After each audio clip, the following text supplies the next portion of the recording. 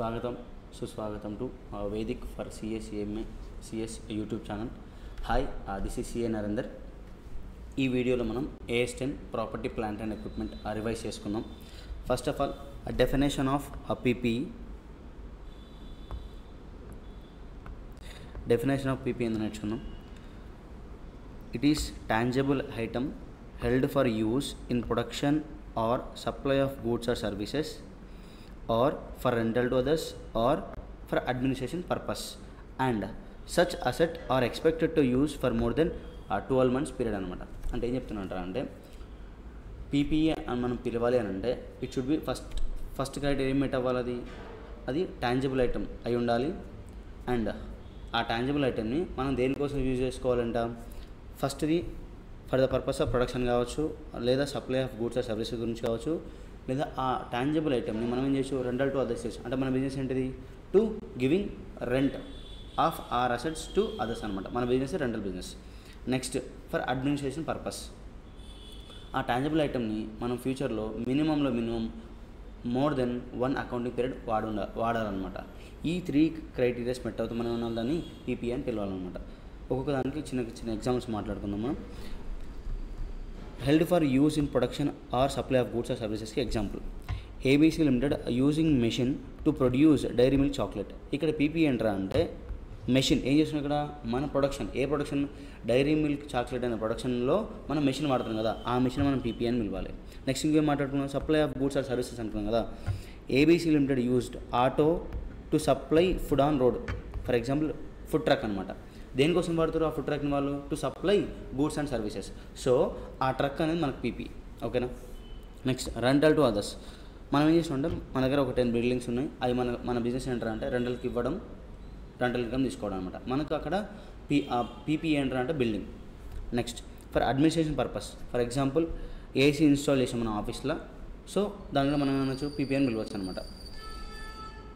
ఒకవేళ మనకి ఈ 2 క్రైటీరియాస్ మెయింటైన్, ఏది టాంజిబుల్ అయింది, held for use for production అయ్యింది, లేకపోతే రెంటల్ టు అదర్స్ లేదా అడ్మిషన్ పర్పస్ అయింది, బట్ మనం దాన్ని less than 1 accounting expected to be used for less than 1 accounting year అనుకో, దాన్ని ఏం చేయాలి, PPE లెక్క రికగ్నైజ్ చేయకుండా ఎక్స్పెన్ లెక్క ట్రీట్ చేసి దాన్ని P&Lకి ట్రాన్స్ఫర్ చేయాలి. అంటే లైఫ్ ఖచ్చితంగా మోర్ దెన్ 1 పీరియడ్ ఉండాలి. 1 పీరియడ్ అంటే మీనింగ్ ఏంటిది, మినిమం 12 months. ఓకేనా.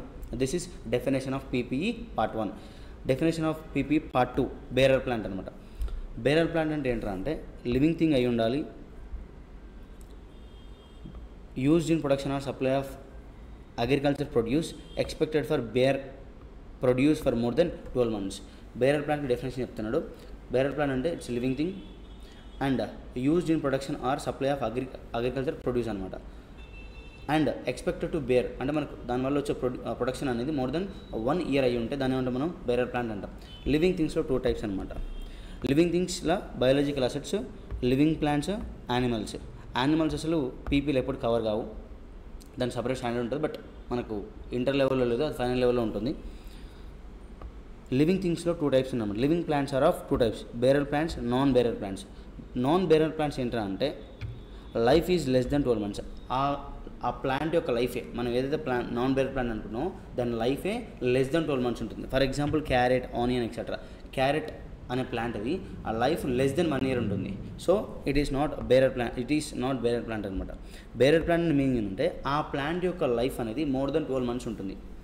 Example dragon fruit tree, pomegranate tree. ఆ డ్రాగన్ ఫ్రూట్ ప్లాంట్ అనేది దాని లైఫ్ మోర్ దెన్ 1 year ఉంటుంది అనమాట. మనం ఇక్కడ మాట్లాడుకునేది ఆ డ్రాగన్ ఫ్రూట్ ప్లాంట్ని అకౌంటింగ్ ఎలా చేయాలి, డ్రాగన్ ఫ్రూట్ని కాదు. డ్రాగన్ ఫ్రూట్ మనకి అవుతుంది AS2 ఇన్వెంటరీ అవుతుంది. ఇక్కడ మాట్లాడేది PPEలో డ్రాగన్ ఫ్రూట్ ట్రీ గురించి మాట్లాడుకుంటున్నాం, అంటే ప్లాంట్ గురించి మాట్లాడుకుంటున్నాం. ఓకేనా. That is bearer plant, non bearer plant. Carrot tree మనం ఇక్కడ క్యారెట్, ఆనియన్ గురించి కాదు, ఇక్కడ వెజిటబుల్స్ గురించి మాట్లాడుకున్నది. ఆ ప్రొడ్యూస్గా మనం మాట్లాడుకోవాల్సింది ఆ ట్రీ ఏదైతే ప్రొడక్షన్ ఇస్తుందో ఆ ట్రీ గురించి మనం అకౌంటింగ్ చేస్తాం ఇక్కడ PPEలో. దాని యొక్క ప్రొడ్యూస్ ఏమవుతుంది అంటే, ప్రొడ్యూస్ అంటే వెజిటేబుల్స్ కావచ్చు, ఫ్రూట్స్ కావచ్చు, ఇంకేమైనా కావచ్చు, అవేమైతే గ్రెయిన్స్ కావచ్చు, ఇన్వెంటరీ ఆఫ్ ద కంపెనీ అవుతుంది. ఇక్కడ మనం ఇన్వెంటరీ గురించి మాట్లాడుకోవట్లేదు, అంటే ఈల్డ్ గురించి మాట్లాడుకోవట్లేదు, ఆ ఈల్డ్ ఇచ్చే ప్లాంట్ గురించి మాట్లాడుకుంటున్నాం. ఓకేనా. That is bearer plant. ఇది కూడా ఇక్కడ కవర్ అవుతుంది అన్నమాట. దాన్ని మనం PPE లెక్క అకౌంటింగ్ చేయాలి. Next scope. కిందివి ఏవైతే మనం మాట్లాడుకుంటున్నామో does not covered under PPE. ఏంటిది అసెట్ టేకెన్ ఆన్ లీజ్ ఎక్కడ మాట్లాడుకున్నాం మనం AS 19లో మాట్లాడుకుంటాం. ఇంటాంజిబుల్ అసెట్కి సపరేట్ స్టాండర్డ్ ఉంది కాబట్టి ఇక్కడ కవర్ అవ్వలేదు. ఓకేనా. Next recognition criteria. మనం ఏదైతే పీపీ అని మాట్లాడుకుంటున్నామో ఆ పీపీని మనం ఎప్పుడు రికార్డ్ చేయాలని అంటే ఈ 2 క్రైటీరియాస్ ఏ రోజైతే మీట్ అవుతావో ఆ రోజు మనం దాన్ని రికార్డ్ చేయాలి బుక్లో. ఒకటేంటిది ఫ్యూచర్ ఎకనామిక్ బెనిఫిట్ తెలిసి ఉండాలి మనకు, అండ్ దానికి అయ్యే ఖర్చు కాస్ట్ ఏది మనం కెన్ బి మెజర్డ్ రిలయబుల్లీ. ఈ 2 ఏ రోజైతే చేస్తామో మనం ఆ రోజు మనం ఏం చేయాలని పీపీని రికార్డ్ చేయాలి మన బుక్లో. మరి ఎంతకు రికార్డ్ చేయాలి, రికార్డ్ చేస్తూ ఉంటున్నాం బట్ ఎంతకు రికార్డ్ చేయాలనేది కింద చెప్తుంది అనమాట. హౌ మచ్ ఎంతకు రికార్డ్ చేయాలి. రికగ్నిషన్ అనేది ఇనీషియల్ మెజర్మెంట్ ఉంటుంది, సబ్సిక్వెంట్ మెజర్మెంట్ ఉంటుంది. ఇనీషియల్ మెజర్మెంట్ అంటే మనం ఏ రోజైతే పీపీని అక్వైర్ చేసామో ఆ రోజు ఎట్లా అకౌంటింగ్ చేయాలి, నెక్స్ట్ ఫర్దర్గా ఇయర్ ఎండ్కి ఎలా అకౌంట్ చేయాలని నేర్చుకుంటాం మనం. Initial measurement only at cost. Initial measurement అనేది ఎప్పుడైనా సరే ఓన్లీ కాస్ట్కే ఉండాలి. Subsequent measurement can be cost అయి ఉండొచ్చు లేదా రివాల్యూస్ మోడల్ అయి ఉండొచ్చు. కంపెనీ చూస్ చేసుకోవచ్చు. సబ్సిక్వెంట్ మెజర్మెంట్ అంటే ఇయర్ ఎండ్కి ఎలా అకౌంటింగ్ చేయాలి పీపీ అనేది కాస్ట్ మోడల్ కావచ్చు, రివాల్యూషన్ మోడల్ కావచ్చు. కంపెనీ ఇష్టం ఉంటే కాస్ట్ మోడల్ ఫాలో అవ్వచ్చు, రివాల్యూషన్ మోడల్ ఫాలో అవ్వచ్చు, ఏదైనా ఫాలో అవ్వచ్చు. ఫస్ట్ మనం ఇనీషియల్ మెజర్మెంట్ గురించి మాట్లాడుతున్నాం. ఇనీషియల్ మెజర్మెంట్ ఎట్లా చేయాలి, కాస్ట్కే చేయాలి. ఒకవేళ అసెట్ ఎట్లా అక్వైర్ చేసినాం మనం by way of purchase or self generator, మనమే రెడీ చేసుకుని లేదా బయట మార్కెట్లో పర్చేస్ చేసుకొచ్చాం, అప్పుడు ఎలా అకౌంటింగ్ చేయాలి. Asset acquired by way of exchange, మనం ఏం చేసినామంటే మన అసెట్ అక్వైర్ చేసినాం, ఇంకో అసెట్ ఇచ్చినాం, లేదా మన అసెట్ అక్వైర్ చేసినాం, సమ్ పోర్షన్ ఆఫ్ క్యాష్ ఇచ్చినాం, సమ్ పోర్షన్కి అసెట్ ఇంకో మన దగ్గర ఉన్న అసెట్ని ఎక్స్చేంజ్ చేసినాం, అప్పుడు ఎలా అకౌంటింగ్ చేయాలి. ఒకవేళ asset acquired by way of government grant, అది గవర్నమెంట్ గ్రాంట్లో డిస్కస్ చేసుకుందాం. ఓకేనా. ఇప్పుడు asset acquired by way of purchase or self generated, మనం ఏం చేసినామంటే అసెట్ని మనం పర్చేజ్ చేసినాం, రెడీలీ అవైలబుల్ అసెట్ని పర్చేజ్ చేసిన అమౌంట్ ఇచ్చి, లేదా మనమే సెల్ఫ్ జనరేటర్ మనమే రెడీ చేసుకున్నాం అనమాట. దాన్ని ఎలా కొన్ని ఇవ్వాలరా అంటే దానికి ఆ సిచ్యువేషన్ అప్పుడు కాస్ట్ ఆఫ్ అసెట్ ఎంతరా అంటే పర్చేజ్ ప్రైస్ తీసుకోవాలి. ఆ పర్చేజ్ ప్రైస్ ఏదైతే మనం పే చేస్తామో అప్పుడు మనకి ఏమన్నా ట్రేడ్ డిస్కౌంట్ కానీ రిబేట్ కానీ వస్తే ఏం చేయాలి, ఆ పర్చేజ్ ప్రైస్ నుంచి మైనస్ చేయాలి. ఓకేనా. నెక్స్ట్ ఈ పర్చేస్ ప్రైస్కి ఏదైనా నాన్ రిఫండబుల్ ట్యాక్సెస్ ఉంటే యాడ్ చేయాలి. ఒకవేళ ట్యాక్స్ అనేది రిఫండ్ అయితే మనం ఏం చేయాలి, దాన్ని కాస్ట్లో తీసుకోకూడదు అనమాట. If any refundable taxes do not considered in cost of asset అనమాట. నెక్స్ట్ ప్లస్ ఈ పర్చేస్ ప్రైస్కి ఏం యాడ్ చేయాలి, ఆల్ డైరెక్ట్లీ అట్రిబ్యూటబుల్ ఎక్స్పెన్స్ ఏవైతే ఉన్నాయో అవన్నీ ఏం చేసి మనం పర్చేస్ ప్రైస్కి యాడ్ చేయొచ్చు. ఎగ్జాంపుల్ ఏంట్రా అంటే ఇన్స్టలేషన్ కావచ్చు, డెలివరీ కాస్ట్ కావచ్చు, ఎంప్లాయీ కాస్ట్ కావచ్చు, ఇన్సూరెన్స్ కావచ్చు, రిజిస్ట్రేషన్ కావచ్చు. ఈ ఎంప్లాయీ కాస్ట్ యాడ్ చేయాలంటే only employee who are directly involved for generation of such asset. Indirect employee cost అనేది యాడ్ చేయకూడదు, only direct employee cost add చేయాలి ఉంటుంది. ఇంకోటి ఏంటిది కాస్ట్ ఆఫ్ టెస్టింగ్, ఇది కూడా డైరెక్ట్లీ అట్రిబ్యూటబుల్ ఎక్స్పెన్స్ అని చెప్పొచ్చు. కాస్ట్ ఆఫ్ టెస్టింగ్ అంటే మనం ఏదైతే పీపీ మనం పర్చేజ్ చేసినామో లేదా సెల్ఫ్ జనరేట్ చేసినామో దాన్ని మార్కెట్లోకి లాంచ్ చేసే కంటే మనం ఏం చేస్తామంటే ట్రయల్ చేస్తాం అనమాట. అంటే మనం ఏదైతే అనుకున్నామో, ఏదైతే అసెట్ని ఏ పర్పస్కి అయితే వాడదామని అసెట్ని రెడీ చేసినామో ఆ పర్పస్కి అది సూటబుల్ అవుతుందా అంటే మనం ఏం చేస్తాం, ట్రయల్ రన్ చేస్తాం అనమాట. ఆ ట్రయల్ రన్ చేయడం వల్ల కొంత ఎక్స్పెండిచర్ అవుతుంది. ఆ ఎక్స్పెండిచర్ ఏం చేయాలి, పర్చేస్ ప్రైస్కి యాడ్ చేయాలి. ఇప్పుడు ఒకవేళ ఆ ట్రయల్ రన్ వల్ల మనకి ఏదైనా ఇన్కమ్ వస్తుందని మైనస్ చేయాలన్నమాట. ఓకేనా. నెక్స్ట్ ప్రొఫెషనల్ ఫీజ్ కావచ్చు, లీగల్ ఫీ కావచ్చు, స్టాంప్ డ్యూటీ కావచ్చు, ఏం చేయాలి, యాడ్ చేయాలన్నమాట. Borrowing cost if qualifying asset, మనం చేసిన పీపీ కనుక ఒకవేళ క్వాలిఫైయింగ్ అసెట్ అయింది, ఆ క్వాలిఫైయింగ్ అసెట్ అయింది దానికి ఏమైనా కాస్ట్ ఇంకర్ అయితే, అంటే ఇంట్రెస్ట్ కాస్ట్ ఏమైనా బారోయింగ్ కాస్ట్ ఏమైనా ఇంకర్ అయితే దానికి యాడ్ చేయొచ్చు అనమాట. కాస్ట్ ఆఫ్ సైట్ రిస్టోరేషన్, డెమోలిషింగ్, డీకమిషనింగ్ అంటే మనం ఏం చేస్తామంటే ఇది ఏంట్రా అంటే మనం ఇప్పుడు ఏదైనా ఫర్ ఎగ్జాంపుల్ మనం ఏదైనా ఒక ల్యాండ్ తీసుకున్నాం, ఆ ల్యాండ్లోకి వెళ్ళి మనం వుడెన్ స్ట్రక్చర్ ఏదో బిల్డింగ్ కన్స్ట్రక్ట్ చేసుకున్నాం, మనకు అవసరం ఉంది. లీజ్ టైం ఒక 10 years ఉంది. 10 years తర్వాత వాడు ఏం చెప్పిన ఓనర్ అంటే నేను మీకు ల్యాండ్ ఇచ్చినప్పుడు ఎలా ఉందో మీరు వెళ్ళిపోతే ల్యాండ్ నాకు అలానే ఇవ్వాలని చెప్పిందన్నమాట.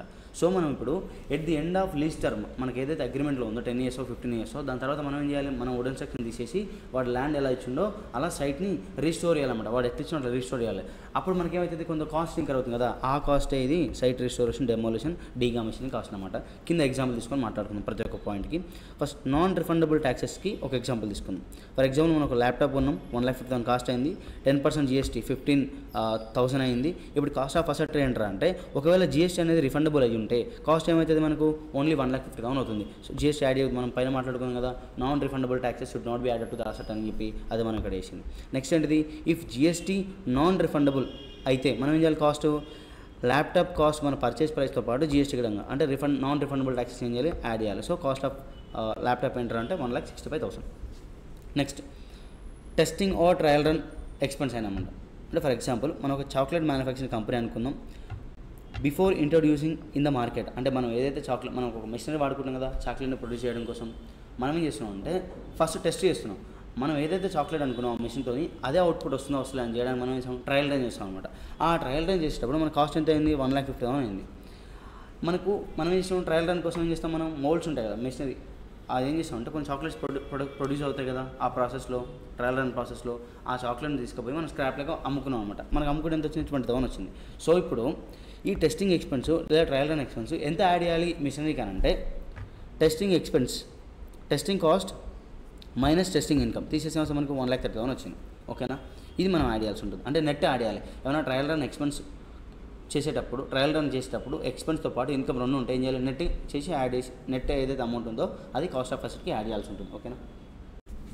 The next site restoration, decommissioning, dismantling గురించి మాట్లాడుకుందాం. చిన్న ఎగ్జాంపుల్ తీసుకొని, for example ABC limited took land on lease from XYZ limited and some machinery were installed, constructed wooden building. After 10 years a site restoration has to be done mandatorily. ఈ క్వశ్చన్లో ఏం జరిగిందంటే ABC అనే company XYZ అనే company దగ్గర ఒక land తీసుకుంది. ఆ ల్యాండ్ తీసుకొని అక్కడ కొన్ని మెషినరీ ఇన్స్టాల్ చేసింది అనమాట. మెషినరీ ఇన్స్టాల్ చేసింది. మెషినరీ ఇప్పుడు ఆ ల్యాండ్ ఎన్ని ఇయర్స్కి వెళ్ళి తీసుకుందంట, 10 years తీసుకుందంట. ఆఫ్టర్ 10 years ఆ ఓనర్ ఏం చెప్తున్నాడు, అరే బాబు నీకు ల్యాండ్ ఎట్లా ఇచ్చిన్నో నాకు నువ్వు వెళ్ళిపోయేటప్పుడు నా ల్యాండ్ నాకు ఎట్లుందో అట్లనే ఇచ్చేసా అని చెప్పిండు. సో మనకేమవుతుందంటే మన మిషనరీ మనం ఆ నుంచి తీసుకొని పోయినప్పుడు సమ్ డ్యామేజ్ జరుగుతుంది అక్కడ. ఆ డ్యామేజ్ మనం ఏం చేయాలి, రీస్టోర్ అంటే ఎట్లుందో అట్లా చేసి ఇవ్వాలన్నమాట. ఆ ఎట్లా మనం ఆ ప్రాసెస్లో మనకి కొంత కాస్ట్ అవుతుంది అనమాట. ఆ కాస్ట్ ఏది, రీస్టోరేషన్, ఆ డీకమిషనింగ్ కావచ్చు, డిస్మాంట్లింగ్ కావచ్చు, సైట్ మనకు కొంత కాస్ట్ జరుగుతుంది అనమాట. ఆ కాస్ట్ని మనం ఏం చేయాలి, ప్రజెంట్ వాల్యూకి మనకి ఎప్పుడు అవుతుంది ఈ కాస్ట్, ఎప్పుడు ఇంకర్ అవుతున్నాం మనం, ఆఫ్టర్ 10 years అంటే ఆఫ్టర్ లీజ్ టర్మ్ మనం ఇంకర్ అవుతున్నాం అంటే. బట్ ఆ రోజు అయ్యే వాల్యూని ఏం చేయాలి, ప్రజెంట్ వాల్యూ తీసుకొచ్చి ప్రజెంట్ వాల్యూ ఎంత అవుతుందో అది అసెట్కి యాడ్ చేయాలన్నమాట. కాస్ట్ ఆఫ్ మిషన్ ఎంత, 20 lakhs. Expected cost of site restoration after 10 years equal to 10 lakhs. Discounting factor 10% ఇచ్చినమాట. ఎలా చేయాలి అని చూడండి. మిషనరీ కాస్ట్ ఎంత, 20 lakhs. డీకమిషనింగ్ కాస్ట్ ఏం చేయాలి, మనం ప్రజెంట్ వాల్యూ పట్టుకొచ్చి ఆ 10 lakhsని పట్టుకోసం మనకి ఎంత వచ్చింది, 3,85,000 వచ్చింది. అది మాత్రం యాడ్ చేయాల్సి ఉంటుంది. ఓకేనా. ఇలా మనం ఏం చేయాలి, సైట్ రిస్టోరేషన్ కాస్ట్ ప్రజెంట్ వాల్యూకి తీసుకొచ్చి ఎక్స్పెక్టెడ్ డీకమిషనింగ్ కాస్ట్ని ప్రజెంట్ వాల్యూకి తీసుకొచ్చి దాన్ని కాస్ట్ ఆఫ్ అసెట్కి యాడ్ చేయాలి ఉంటుంది. ఓకేనా. ఎంట్రీ అంటే అసెట్ అకౌంట్ ఎంత వస్తుంది, పర్చేజ్ ప్రైస్తో పాటు డీకమిషనింగ్ ఎక్స్పెన్స్ కూడా వస్తుంది. టు బ్యాంక్ అవర్ కాస్ట్, ఇప్పుడు ప్రజెంట్ మనం ఎంత పే చేస్తున్నాం, 20 lakhs పే చేస్తున్నాం. మరి ఇప్పుడు డీకమిషన్ ఉంది కదా, 3 lakh present value of decommission 3,85,000 ఉంది కదా, అదేంటి మనకు ప్రొవిజన్ కదా. ఫ్యూచర్లో మనం ఏం చేయాలి, ఎక్స్పెక్టెడ్ అమౌంట్ అది మనం ఏం చేయాలి, ఇప్పుడు ప్రొవిజన్ క్రియేట్ చేయాలి, టు ప్రొవిజన్ ఫర్ డీకమిషన్. ఇది ఎంట్రీ అనమాట. ఓకేనా. ఇప్పుడు పర్చేజ్ ప్రైస్ నుంచి లేదా సెల్ఫ్ జనరేటెడ్ అసెట్ నుంచి కావచ్చు, లేదా పర్చేజ్ అసెట్ నుంచి ఈ బిలో మెన్షన్ ఏదైతే ఉన్నాయో ఆ ఎక్స్పెండిచర్స్ని అసెట్కి యాడ్ చేయదు అనమాట.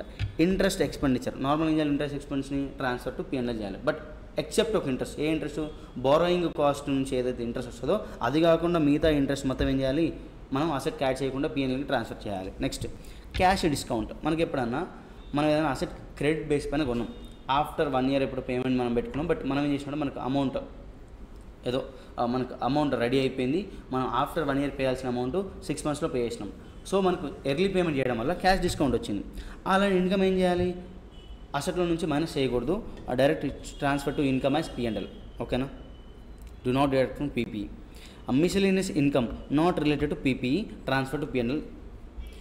ఇనాగ్రేషన్ ఎక్స్పెన్స్ కావచ్చు, అడ్వర్టైజ్మెంట్ ఎక్స్పెన్స్ కావచ్చు, ప్రమోషన్ కాస్ట్ కావచ్చు, ఎంప్లాయీ ట్రైనింగ్ కాస్ట్ కావచ్చు. అక్కడ పైన ఏం మాట్లాడుకున్నాం, employee directly involved in production process, అది యాడ్ చేసుకోవచ్చు. ఇక్కడ ఏం చెప్తున్నావు, ఎంప్లాయీ ట్రైనింగ్ అంటే మనం ఎట్లయితే చెప్తున్నాం కదా, అంటే నువ్వు ప్రొడక్షన్ స్టార్ట్ అయినాక ఎట్లా వర్క్ చేయాలని మనం ముందే నేర్పిస్తాం చూసినాం, ట్రైనింగ్ ఇస్తాం చూసినాం. ఆ కాస్ట్ ఏం చేయాలి, P&L ట్రాన్స్ఫర్ చేయాలి, అసెట్ క్యాచ్ చేయకూడదు అనమాట. Admin and general overheads, initial operating losses కావచ్చు, cost of relocating entities operations etcetera, అవి మనం ఏం చేయాలి, ట్రాన్స్ఫర్ టు P&L చేయాలి, should not be added to PPE అనమాట. నెక్స్ట్ ఇంట్రెస్ట్ ఎక్స్పెన్స్ ఉంది, ఏదైతే మనం అసెట్ క్యాచ్ చేద్దామో దానికి ఒక చిన్న ఎగ్జాంపుల్ తీసుకుందాం. ABC limited started construction on 1/4/2020 of building and ended on 31st March 2021 at the rate 30 lakhs cost అయిందనమాట ఆ బిల్డింగ్ కన్స్ట్రక్ట్ చేయడం కోసం. ఏబీసీ లిమిటెడ్ ఏం చేసింది, taken loan from bank at the rate 10% per annum specific borrowings అనుకుందాం మనం.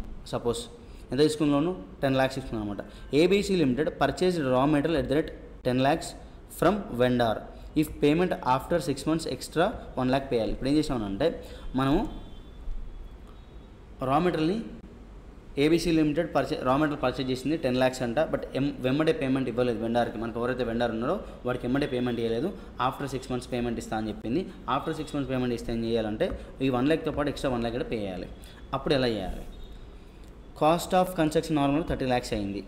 Interest on borrowings మనం ఏం చేసామంటే ఇక్కడ చూడండి, మనం బారో చేసాం కదా. స్పెసిఫిక్ బారోయింగ్ అంటే ఏంటిది, only for the purpose of construction ఈ బిల్డింగ్ కోసం బ్యాంకులో నుంచి ఒక 10 lakhs లోన్ తెచ్చినాం.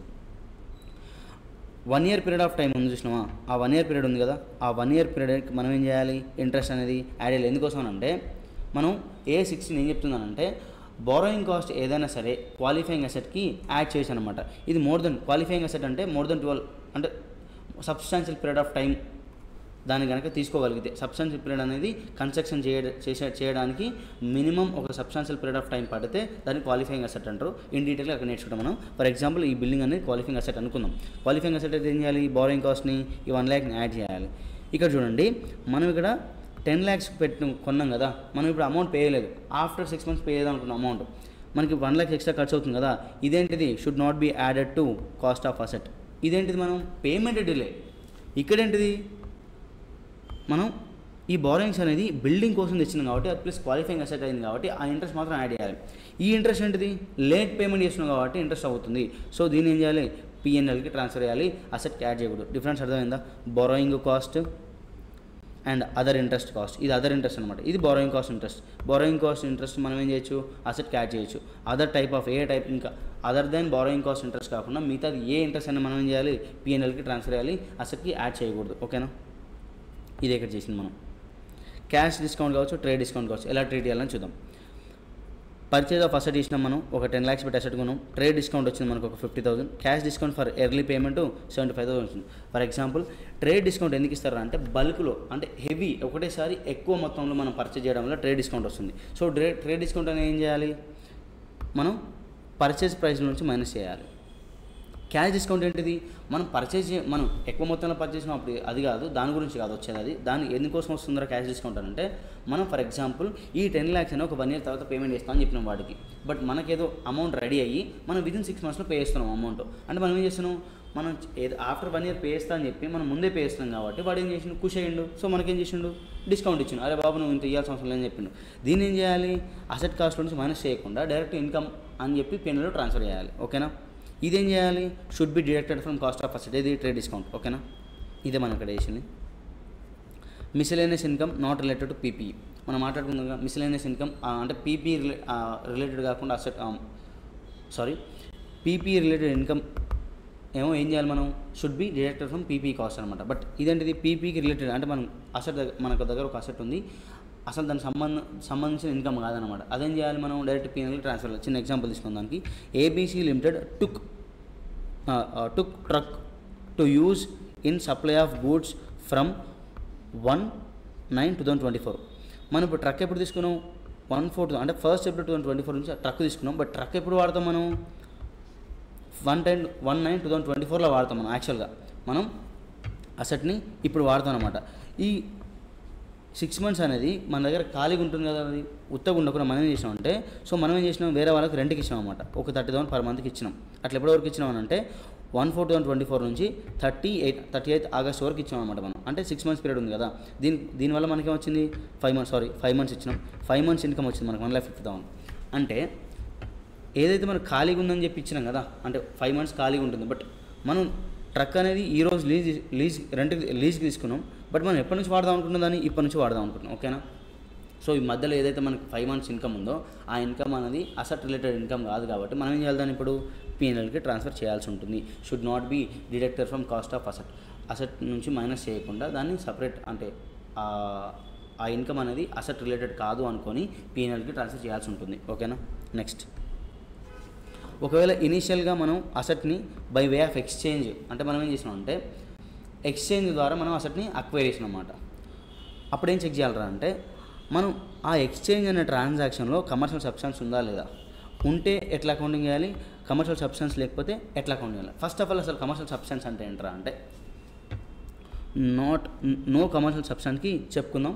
First exchange of PP same nature. ఒకవేళ మనం ఏదైతే ఎక్స్చేంజ్ చేసుకుంటాం అసెట్స్ని ఆ రెండు సేమ్ నేచర్ ఉంటే దాన్ని అంటే మనం అప్పుడు ఏమనుకోవాలని నో కమర్షియల్ సబ్స్టెన్స్ అనుకోవాలి. అంటే ఒకవేళ మనం ఎక్స్చేంజ్ చేసే అసెట్లా సేమ్ నేచర్ కాకపోతే అదేమనుకోవాలి కమర్షియల్ సబ్స్టెన్స్ అనుకోవాలి. చిన్న ఎగ్జాంపుల్ నో కమర్షియల్ సబ్స్టెన్స్కి చిన్న ఎగ్జాంపుల్ ఇస్తాను మీకు. Exchange of black colour iPhone with red colour iPhone. ఏం చేసినాం, కలర్ చేంజ్ ఉందంటే అది ఐఫోన్ ఇది ఐఫోన్ రెండు చేంజ్ చేసుకున్నాం అంటే కమర్షియల్ సబ్స్టెన్స్ ఉంది అక్కడ, అంటే నేచర్ సేమ్ కదా, సో కమర్షియల్ సబ్స్టెన్స్ లేదు. అప్పుడు ఎలా అకౌంటింగ్ చేయాలి, కమర్షియల్ సబ్స్టెన్స్ ఉంటే ఎలా అకౌంటింగ్ చేయాలి ఫస్ట్ మనం నేర్చుకుందాం. ఒకవేళ కమర్షియల్ సబ్స్టెన్స్ లేకపోతే మనం ఏ అమౌంట్కి మనం దాన్ని అకౌంట్ చేయాలని నేర్చుకున్నాం. To record incoming asset at the rate only carrying amount of asset given up. మనకి ఏదైతే ఇన్కమింగ్ అసెట్ ఉందో, ఫర్ ఎగ్జాంపుల్ మన దగ్గర 3 స్టోరీ బిల్డింగ్ ఇన్ హైదరాబాద్ ఉంది. మన దగ్గర ఒక 3 స్టోరీ బిల్డింగ్ అంటే 3 ఫ్లోర్ల బిల్డింగ్ మన దగ్గర ఉంది. నా ఫ్రెండ్ దగ్గర ఇంకో 3 ఫ్లోర్ల బిల్డింగ్ ఉంది. ఫర్ ఎగ్జాంపుల్ నేనేం చేస్తున్నా అంటే నేను హైటెక్ సిటీలో జాబ్ చేస్తాను, నా ఫ్రెండ్ ఎల్బీనగర్లో ఏం చేస్తాను జాబ్ చేస్తాను అనుకుందాం. బట్ నా ఫ్రెండ్కి ఏమో హైటెక్ సిటీలో ఉంది, నాకేమో ఎల్బీనగర్ ఉంది. ఇద్దరికి ఏమవుతుందంటే ట్రాన్స్పోర్టేషన్ చాలా ఇబ్బంది అవుతుంది. కాబట్టి నేను చెప్పినట్టు నా ఫ్రెండ్కి నా ఫ్రెండ్ మాట్లాడుతున్నాం, అరే నీకు అక్కడ ఉంది నాకు ఇక్కడ ఉంది కదా, నీ ఇల్లు ఇక్కడ ఉంది నా ఇల్లు ఎక్కడ ఉంది, సేమ్ 3 ఫ్లోర్స్, అది 3 ఫ్లోర్స్ ఉంది ఇది 3 ఫ్లోర్స్ ఉంది కదరా, నువ్వు నాకు అది ఇచ్చేసి నేను నీకు ఇది ఇచ్చేస్తా అని చెప్పిన. దానిలో ఏమైనా తేడా ఉందా, సేమ్ మార్కెట్ వాల్యూ ఉంది రెండింటికి, ఏమైనా ఉందా లేదు కదా. సో అట్లా ఏమైనా చేంజ్ చేస్తే మనం ఏం చేయాలంటే అసెట్ని ఏదైతే ఇన్కమింగ్ అసెట్ ఉందో, ఫర్ ఎగ్జాంపుల్ నాకేమైతే ఇన్కమింగ్ అసెట్ ఎల్బీనగర్లో నాకు ఇన్కమింగ్ అవుతుంది, ఆ ఇన్కమింగ్ అసెట్ నా బుక్లో ఎంత వాల్యూ చేయాలరా అంటే నా హైటెక్ సిటీలో ఉన్న అసెట్ క్యారింగ్ అమౌంట్ ఎంత అవుతుందో ఎల్బీనగర్ బిల్డింగ్ కూడా నేను అంతే అమౌంట్ రాయాలి. ఓకేనా, ఇదనమాట ఇక్కడ చెప్పింది carrying amount of asset given up. నా దగ్గర నేనేమి ఇచ్చిన హైటెక్ సిటీలో ఉన్న 3 ఫ్లోర్స్ బిల్డింగ్ నా ఫ్రెండ్కి ఇచ్చేసిన. నేనేం తీసుకున్నా ఎల్బీనగర్లో ఉన్న నా ఫ్రెండ్ 3 ఫ్లోర్స్ బిల్డింగ్ నేను తీసుకున్నా. ఆ ఎల్బీనగర్లో ఉన్న 3 ఫ్లోర్స్ బిల్డింగ్ నేను ఎంత అకౌంటింగ్ చేయాలరా అంటే హైటెక్ సిటీలో నా బిల్డింగ్ ఉంది కదా దాని క్యారింగ్ అమౌంట్ ఎంత అవుతుందో తీసుకొచ్చి దీనికి రాయాలి. ఓకేనా, ఇదనమాట కాన్సెప్ట్. ఏంటిది, కమర్షియల్ సబ్స్టెన్స్ లేకపోతే ఒకటే ఒక ఆప్షన్ ఏముంది, only carrying amount of asset given up మాత్రం చేయాలి. ఈ నో కమర్షియల్ సబ్స్టెన్స్ ఉన్నప్పుడు దానికి ప్రాఫిట్ ఆర్ లాస్ అనేది ఉండదు అనమాట. ఓకేనా, నెక్స్ట్ కమర్షియల్ సబ్స్టెన్స్ ఉంటే ఏం చేయాలంటే మనకు 3 ఆప్షన్స్ ఉన్నాయన్నమాట. దాన్ని ప్రియారిటీస్ ఉన్నాయి. ఫస్ట్ ప్రియారిటీ దేనికి ఇవ్వాలి, సెకండ్ ప్రియారిటీ దేనికి ఇవ్వాలి, థర్డ్ ప్రియారిటీ దేనికి ఇవ్వాలి. ఫర్ ఎగ్జాంపుల్ నేను ఒక అసెట్ ఇచ్చిన, ఫర్ ఎగ్జాంపుల్ ఏం తీసుకున్నాం, ఎగ్జాంపుల్ ఇక్కడ ఏం తీసుకున్నాం, ల్యాప్టాప్ శాంసంగ్ ఫోన్ అని తీసుకున్నాం. సరే మనం ఇంకో తీసుకున్నాం. మాకు తెలిసిన కమర్షియల్ సబ్స్టెన్స్ ఉంటే లేకపోతే అర్థం కదా, ఇక్కడ ఏంటిది కమర్షియల్ సబ్స్టెన్స్ కదా. ఫస్ట్ ప్రియారిటీ దేనికి ఇవ్వాలి, సెకండ్ ప్రియారిటీ దేనికి ఇవ్వాలి, థర్డ్ ప్రియారిటీ దేనికి ఇవ్వాలి. First priority in case of exchange with commercial substance fair value of asset given up. అంటే ఇప్పుడు ఎక్స్చేంజ్ ప్రాసెస్, ఫర్ ఎగ్జాంపుల్ నేను ఏదో ఎక్స్చేంజ్ చేసినా నాకు ఏదో అసెట్ ఏదైతే అసెట్ అక్వైర్డ్ అయిందో ఆ అసెట్ని నేను ఎంత అకౌంట్ చేయాలో మాట్లాడుకున్నాం మనం ఇక్కడ. నాకు ఏదైతే అసెట్ వచ్చిందో అక్వైర్డ్, నేనైతే అసెట్ని అక్వైర్ చేసినో ఆ అసెట్ వాల్యూ ఎంత రాయాలని మాట్లాడుకున్నాం. ఫస్ట్ ప్రియారిటీ నాకు వచ్చిన అసెట్కి వాల్యూ ఎంత రాయాలరా అంటే నేను ఏదైతే అసెట్ ఇచ్చినో ఆ అసెట్ ఫేర్ వాల్యూ ఎంత ఉంది అంత అకౌంట్ చేయాలి దీనికి, ఆ వాల్యూ దీనికి రాయాలి. నాకు ఏదైతే అసెట్ వచ్చిందో ఆ అసెట్ వాల్యూ ఎంత ఉండాలి, నా దగ్గర ఉన్న అసెట్ నేను ఏదైతే ఎక్స్చేంజ్ చేసినో నేనైతే గివెన్ అప్ అంటే నేనైతే ఇచ్చినో దాని ఫేర్ వాల్యూ ఎంత ఉందో అది రాయాలన్నమాట. ఓకేనా, ఒకవేళ నేను ఏదైతే అసెట్ ఇచ్చినో దాని ఫేర్ వాల్యూ నాకు తెలియదు, అలాంటప్పుడు నాకు వచ్చిన అసెట్ ఎంతకు అకౌంట్ చేయాలరా అంటే నాకు ఏదైతే అసెట్ వచ్చిందో దాని ఫేర్ వాల్యూ ఎంత ఉంటే అంత అకౌంటింగ్ చేసుకోవచ్చు నేను. లేదు ఇప్పుడు నా దగ్గర నేను ఇచ్చిన అసెట్ ఫేర్ వాల్యూ తెలియదు, నాకు వచ్చిన అసెట్ ఫేర్ వాల్యూ తెలియదు, అప్పుడు ఏం చేయాలంటే నాకు వచ్చిన అసెట్ని ఎంత వాల్యూ ఇవ్వాలంటే నేను ఏదైతే ఎక్స్చేంజ్ చేస్తానో నేను ఏదైతే ఇస్తున్నానో ఆ అసెట్ యొక్క క్యారింగ్ అమౌంట్ ఏదైతే ఉందో అది నాకు వచ్చిన అసెట్కి అంతే వాల్యూ అనుకొని అకౌంటింగ్ చేయాల్సి ఉంటుంది. ఇదే ఇక్కడ చెప్పింది. ఓకేనా, ఎగ్జాంపుల్స్ తీసుకుందాం. Example asset given up carrying amount 1 lakh ఉంది, asset given up fair value 1,50,000 ఉంది, అసెట్ అక్వైర్డ్ నాకు ఏదైతే అసెట్ వచ్చిందో దాని ఫేర్ వాల్యూ ఎంత ఉంది 1,20,000 ఉంది. మనం ప్రియారిటీ మాట్లాడుకున్నాం కదా, నాకు ఉందా లేదా, నేను ఏదైతే అసెట్ ఇచ్చినో దాని ఫేర్ వాల్యూ ఉంది. ఇప్పుడు నేనేం చేయాలి, నాకు వచ్చిన అసెట్ని ఈ 1,50,000 అకౌంటింగ్ చేయాలి, అంతేనా. ఎంటర్ చూడండి, నేను ఏమి ఇచ్చిన ల్యాప్టాప్ ఇచ్చిన, నాకేమొచ్చింది శాంసంగ్ ఫోన్ వచ్చింది. ఇప్పుడు నాకు వచ్చిన ఫోన్ అకౌంటింగ్ చేయాలి కదా, ఫోన్ అకౌంట్ డేటా 1,50,000 నేను ఏదైతే అసెట్ ఇచ్చినో ఆ అసెట్కి ఫేర్ వాల్యూ అకౌంటింగ్ చేసి ఇక్కడ. టు ల్యాప్టాప్ నా బుక్లో ఎంత ఉంది క్యారింగ్ అమౌంట్ 1 lakh ఉంది కాబట్టి 1 lakh రెడ్యూస్ చేసిన. ఇప్పుడు నాకు ప్రాఫిట్ ఎంత వచ్చింది, ఎక్స్చేంజ్ వల్ల 50,000 వచ్చింది. సో P&L ట్రాన్స్ఫర్ చేసుకున్నాం. ఓకేనా, అర్థమైందా? అసెట్ గివెన్ అప్ యొక్క క్యారింగ్ అమౌంటే రెడ్యూస్ అవుతాం మన బుక్లో. బట్ మనకు వచ్చింది చూసినామా, దాన్ని ఎంత అకౌంట్ చేయాలి, fair value of asset given. ఓకేనా, ఇది first example. Next example, asset given up ఉంది, అసెట్ అక్వైర్డ్ ఉంది. మనకి ఏదైతే అసెట్ ఇచ్చినామో దాని యొక్క ఫేర్ వాల్యూ మనకు తెలియదంట. తెలియనప్పుడు మనకు సెకండ్ ప్రియారిటీ ఏముంది, ఏదైతే అసెట్ మనకు వచ్చిందో దాని యొక్క ఫేర్ వాల్యూ అకౌంటింగ్ చేయొచ్చు మనం, అంతేనా? సో మనకేమొచ్చింది, మన ఎగ్జాంపుల్ ఫోన్ వచ్చింది. Phone account debtor 1,20,000. ఏ అమౌంట్ వేసినాం మనం ఇక్కడ, ఏ వాల్యూ వేసినాం, అసెట్ ఏదైతే మనకు వచ్చిందో దాని యొక్క ఫేర్ వాల్యూ అకౌంటింగ్ చేస్తున్నాం. టు ల్యాప్టాప్ ఎంత క్యారింగ్ అమౌంట్ రెడ్యూస్ చేయాలి మన బుక్లో, అంతకని ఎక్కువ రెడ్యూస్ చేయడానికి లేదు కదా. సో 1 lakh రెడ్యూస్ చేసినాం. దీనివల్ల బెనిఫిట్ వచ్చింది మనకు 20,000 బెనిఫిట్ వచ్చింది కాబట్టి దాన్ని P&Lకి ట్రాన్స్ఫర్ చేయాలి. Next asset given up fair value తెలియదు మనకు. అసెట్ అక్వైర్డ్ క్యారింగ్ అమౌంట్ ఇచ్చింది, కానీ అసెట్ ఏదైతే మనం అక్వైర్ చేసినామో దాని ఫేర్ వాల్యూ లేదంటే మనకు ఇంకో ఆప్షన్ ఉంది కదా.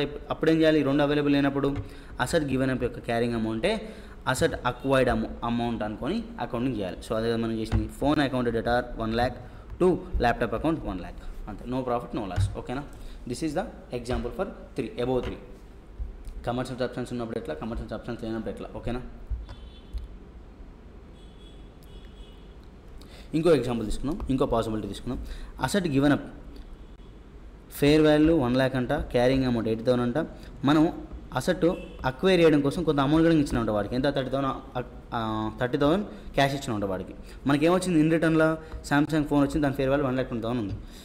మరి ఇప్పుడు ఎలా అకౌంట్ చేయాలంటే, మనకు అసెట్ గివెన్ ఒక ఫేర్ వాల్యూ ఉంది కాబట్టి ఫేర్ వాల్యూకి అకౌంట్ చేయాలి. Phone account data 1 lakh plus మనం ఏం చేసినాం, ఏదైతే గివెన్ అప్ ఇచ్చినాం, మనం ల్యాప్టాప్ గివెన్ వాడికి ఇచ్చేసినాం, దాంతోపాటు 30,000 కూడా ఇచ్చాం కదా. 30,000 అంటే క్యాష్గా ఉంటుంది, ఫేర్ వాల్యూ అయినా క్యారింగ్ అమౌంట్ సేమ్ ఉంటుంది కాబట్టి దాన్ని ఫేర్ వాల్యూ అనుకుంటున్నాం మనం. సో ఫోన్ అకౌంట్ ఎంత చేయాలి, మనం ఏదైతే అసెట్ ఇచ్చినాం, 2 అసెట్లు ఇచ్చినాం కదా, 2 అసెట్లు ఒక ఫేర్ వాల్యూ అకౌంటింగ్ చేయాలి. So 1,30,000 to laptop. మన బుక్లో ఎంత రెడ్యూస్ అవుతుంది, ల్యాప్టాప్ మనం ఇచ్చినాం కదా, ఎంత రెడ్యూస్ అవ్వాలి, 80,000 రెడ్యూస్ అవ్వాలి. ఎందుకు, క్యారింగ్ అమౌంట్ మాత్రం రెడ్యూస్ అవుతుంది అసెట్ది ఏదైతే గివెన్ అప్ ఉందో. క్యాష్ 30,000 ఇచ్చాం కదా, అది కన్నా డెబిట్ అయింది. డిఫరెన్స్ ఏముంది, 20,000 ఉంది, బెనిఫిట్ కదా, P&Lకి ట్రాన్స్ఫరేషన్. ఇది అయితే 4 ఎగ్జాంపుల్స్ ఫర్ కమర్షియల్ సబ్స్టాన్స్ ఉన్నప్పుడు ఎలా అకౌంటింగ్ చేయాలి ఎక్స్చేంజ్ కేసులో. ఒకవేళ క్వశ్చన్లో మనకి ఏం హింట్ ఇవ్వలేవాడు, క్వశ్చన్లో చెప్తలేదు అది కమర్షియల్ సబ్స్టాన్స్ ఉందా లేదా అంటే మనం ఏం అర్థం చేసుకోవాలి. ఒకవేళ క్వశ్చన్ సైలెంట్ ఉంటే అది కమర్షియల్ సబ్స్టాన్స్ ఉందనుకొని అకౌంటింగ్ చేయాలి. ఓకేనా, అది ఇనీషియల్ మెజర్మెంట్. నెక్స్ట్ సబ్సిక్వెంట్ అంటే ఇయర్ ఎండ్కి ఎలా చేయాలి. ఇయర్ ఎండ్కి ఎలా అకౌంటింగ్ చేయాలంటే 2 మెథడ్స్ ఉన్నాయి. కాస్ట్ మోడల్ కావచ్చు, రీవాల్యుయేషన్ మోడల్ కావచ్చు. కంపెనీ అనేది ఏదైనా చూస్ చేసుకోవచ్చు. మనం first of all cost model ఎలా తీసుకుందాం. కాస్ట్ మోడల్ అంటే ఏంటంటే cost of PP, cost of అసెట్లో నుంచి డెప్రిసియేషన్ మైనస్ చేస్తే దాన్ని ఏమంటే మనం కాస్ట్ మోడల్ అంటాం. అంటే అసెట్లో నుంచి ఎవ్రీ ఇయర్ డెప్రిసియేషన్ మైనస్ చేసుకుంటూ వచ్చిన అమౌంట్ ఉంది చూసిన క్యారింగ్ అమౌంట్ ఎంతైతే అమౌంట్ ఉందో దాన్ని మనం బుక్లో రాస్తే దాన్ని అంటే మనం కాస్ట్ మోడల్ అంటాం. ఓకేనా, రీవాల్యుయేషన్ మోడల్ అంటే నేర్చుకునే ముందు రీవాల్యుయేషన్లో ఏమేమి పాయింట్స్ కావాలని మాట్లాడుకున్నాం. దాని తర్వాత ఇన్ డీటెయిల్గా ఒక్కొక్క పాయింట్ గురించి మాట్లాడుకుందాం మనం. ఓకేనా, రీవాల్యుయేషన్ మోడల్లో ఫస్ట్ పాయింట్ కవర్ అయింది ఏంటంటే ఫ్రీక్వెన్సీ ఆఫ్ రీవాల్యుయేషన్. అంటే ఎప్పుడెప్పుడు ఏ టైంలో మనం రివాల్యుయేషన్ చేయాలి, అంటే ఏ టైంలో మనం రివాల్యుయేషన్ అనేది మాట్లాడుకుంటాం ఇక్కడ. నెక్స్ట్ ఏంటిది, treatment of accumulated depreciation on revaluation. Revaluation వల్ల డిప్రిసియేషన్ అటు ఇటు మారుతూ ఉంటుంది. ఆ డిప్రిసియేషన్ని మనం ఎలా ట్రీట్మెంట్ చేయాలని మాట్లాడుకున్నాం ఇక్కడ. ఇంకోటి ఏంటిది, revaluation to be applied to entire class of assets అనేది మాట్లాడుకుంటాం. నెక్స్ట్ ఏంటిది, ఒకవేళ రీవాల్యుయేషన్ చేయడం వల్ల గెయిన్ ఆర్ లాస్ వస్తుంది కదా, ఆ గెయిన్ ఆర్ లాస్ని ఎలా ట్రీట్మెంట్ చేయాలో మాట్లాడుకుంటాం. నెక్స్ట్ ఏంటిది, రీవాల్యుయేషన్లో ఉన్న సర్ప్లస్ అమౌంట్ ఏదైతే ఉందో ఆ అమౌంట్ని రీటైనర్ నుంచి ఎప్పుడు పంపించాలి, ఎలా పంపించాలో మాట్లాడుకున్నాం. ఈ 5 కేసెస్ మాట్లాడుకున్నాం స్టెప్ బై స్టెప్. దానికన్నా ముందు ఫస్ట్ ఒక చిన్న ఎగ్జాంపుల్ తీసుకున్నాం. ఈ ఎగ్జాంపుల్ తీసుకొని ఈ ఎగ్జాంపుల్ వచ్చిన ప్రతి పాయింట్ని ఈ 5కి లింక్ చేసుకుంటూ మాట్లాడదాం. ఓకేనా, ఎగ్జాంపుల్ పీపీ కాస్ట్ 15 lakhs ఉంది, లైఫ్ 10 years ఉంది. సో పీపీ ఎస్ఎల్ఎం బేసిస్ పైన డిప్రిసియేషన్ చేస్తున్నాం. 15 lakhs ఉంది. డే 1 అంటే డిప్రిసియేషన్ ఫర్ ఇయర్ 1 ఎంత అయింది, 1.5 lakhs అయింది. Carrying amount of asset at year end ఎంత 13.5 lakhs అయింది. మనం ఏం చేసినామంటే ఇయర్ ఎండ్కి fair value of asset 18 lakhs ఉందన్నమాట. ఇయర్ ఎండ్కి fair value of asset 18 lakhs ఉంది. So year 2 depreciation to be done on 18 lakhs not on 13.5 lakhs. అంటే మీనింగ్ ఏంటిది, ఇప్పుడు ఫేర్ వాల్యూ ఆఫ్ అసెట్ ఎంత ఉందనంటే 18 lakhs ఉంది కదా, అంటే carrying amount of year 1 asset 13.5 lakhs కదా, ఇంకెంత ఉంది బట్ దాని మార్కెట్ వాల్యూ ఎంత ఉంది, 18 lakhs ఉంది. సో మనం రీవాల్యుయేషన్ మోడల్లో అసెట్ని ఎప్పుడు ఫేర్ వాల్యూకి అకౌంటింగ్ చేయాలన్నమాట, నాట్ క్యారింగ్ అమౌంట్. ఎప్పుడైనా సరే రీవాల్యుయేషన్ మోడల్లో అసెట్ని ఎలా అకౌంటింగ్ చేయాలి, ఎవ్రీ ఇయర్ ఎండ్కి ఇది సబ్సిక్వెంట్గా ఎట్లా చేయాలి, దీన్ని ఎప్పుడు ఫేర్ వాల్యూకి అకౌంటింగ్ చేయాలి. సో మన క్యారింగ్ అమౌంట్ 13.5 lakhs ఉంది, బట్ ఫేర్ వాల్యూ 18 lakhs ఉంది. సో మనం ఇప్పుడు మన బుక్లో ఏం రాయాలి, అసెట్ వాల్యూ 18 lakhs 13.5 lakhs అంటే 18 lakhs అనమాట. ఎందుకోసం మనం రీవాల్యుయేషన్ మెథడ్ వాడతాం కాబట్టి. సో సెకండ్ ఇయర్ డెప్రిసియేషన్ దేని మీద వాడాలి, 18 lakhs పైన వాడాలి. 18 lakhs అనేది ఇంకో 1 year అయిపోయింది కదా ఆల్రెడీ, ఇక్కడ 1 year అయిపోయింది, ఇంకా లైఫ్ ఎంత ఉంది, 9 years ఉంది. సో 18 lakhs 9 years డివైడ్ చేస్తే 2 lakhs సెకండ్ ఇయర్ డెప్రిసియేషన్ వచ్చింది. సెకండ్ ఇయర్ క్యారింగ్ అమౌంట్ ఎంత ఉందంటే 16 lakhs ఉంది. ఓకేనా. ఇప్పుడు ఈ ఫేర్ వాల్యూ ఏదైతే ఇప్పుడు మన ఫేర్ వాల్యూకి అకౌంటింగ్ చేయడం వల్ల మనకు ప్రాఫిట్ వచ్చింది కదా, అసెట్ క్యారింగ్ అమౌంట్ 13.5 lakhs ఉంది, మార్కెట్లో దాని ఫేర్ వాల్యూ ఎంత ఉంది, 18 lakhs ఉంది. డిఫరెన్స్ ఎంత, ఒక 4.5 lakhs ఉంది. దాన్ని ఎలా అకౌంటింగ్ చేయాలరా అంటే పీపీ అకౌంట్, పీపీ పెరిగింది కదా అంటే అసెట్ వాల్యూ పెరిగింది కదా, ఫేర్ మార్కెట్ వాల్యూ పెరగడం వల్ల. సో అసెట్ని డెబిట్ 4.5 lakhs చేసినాం.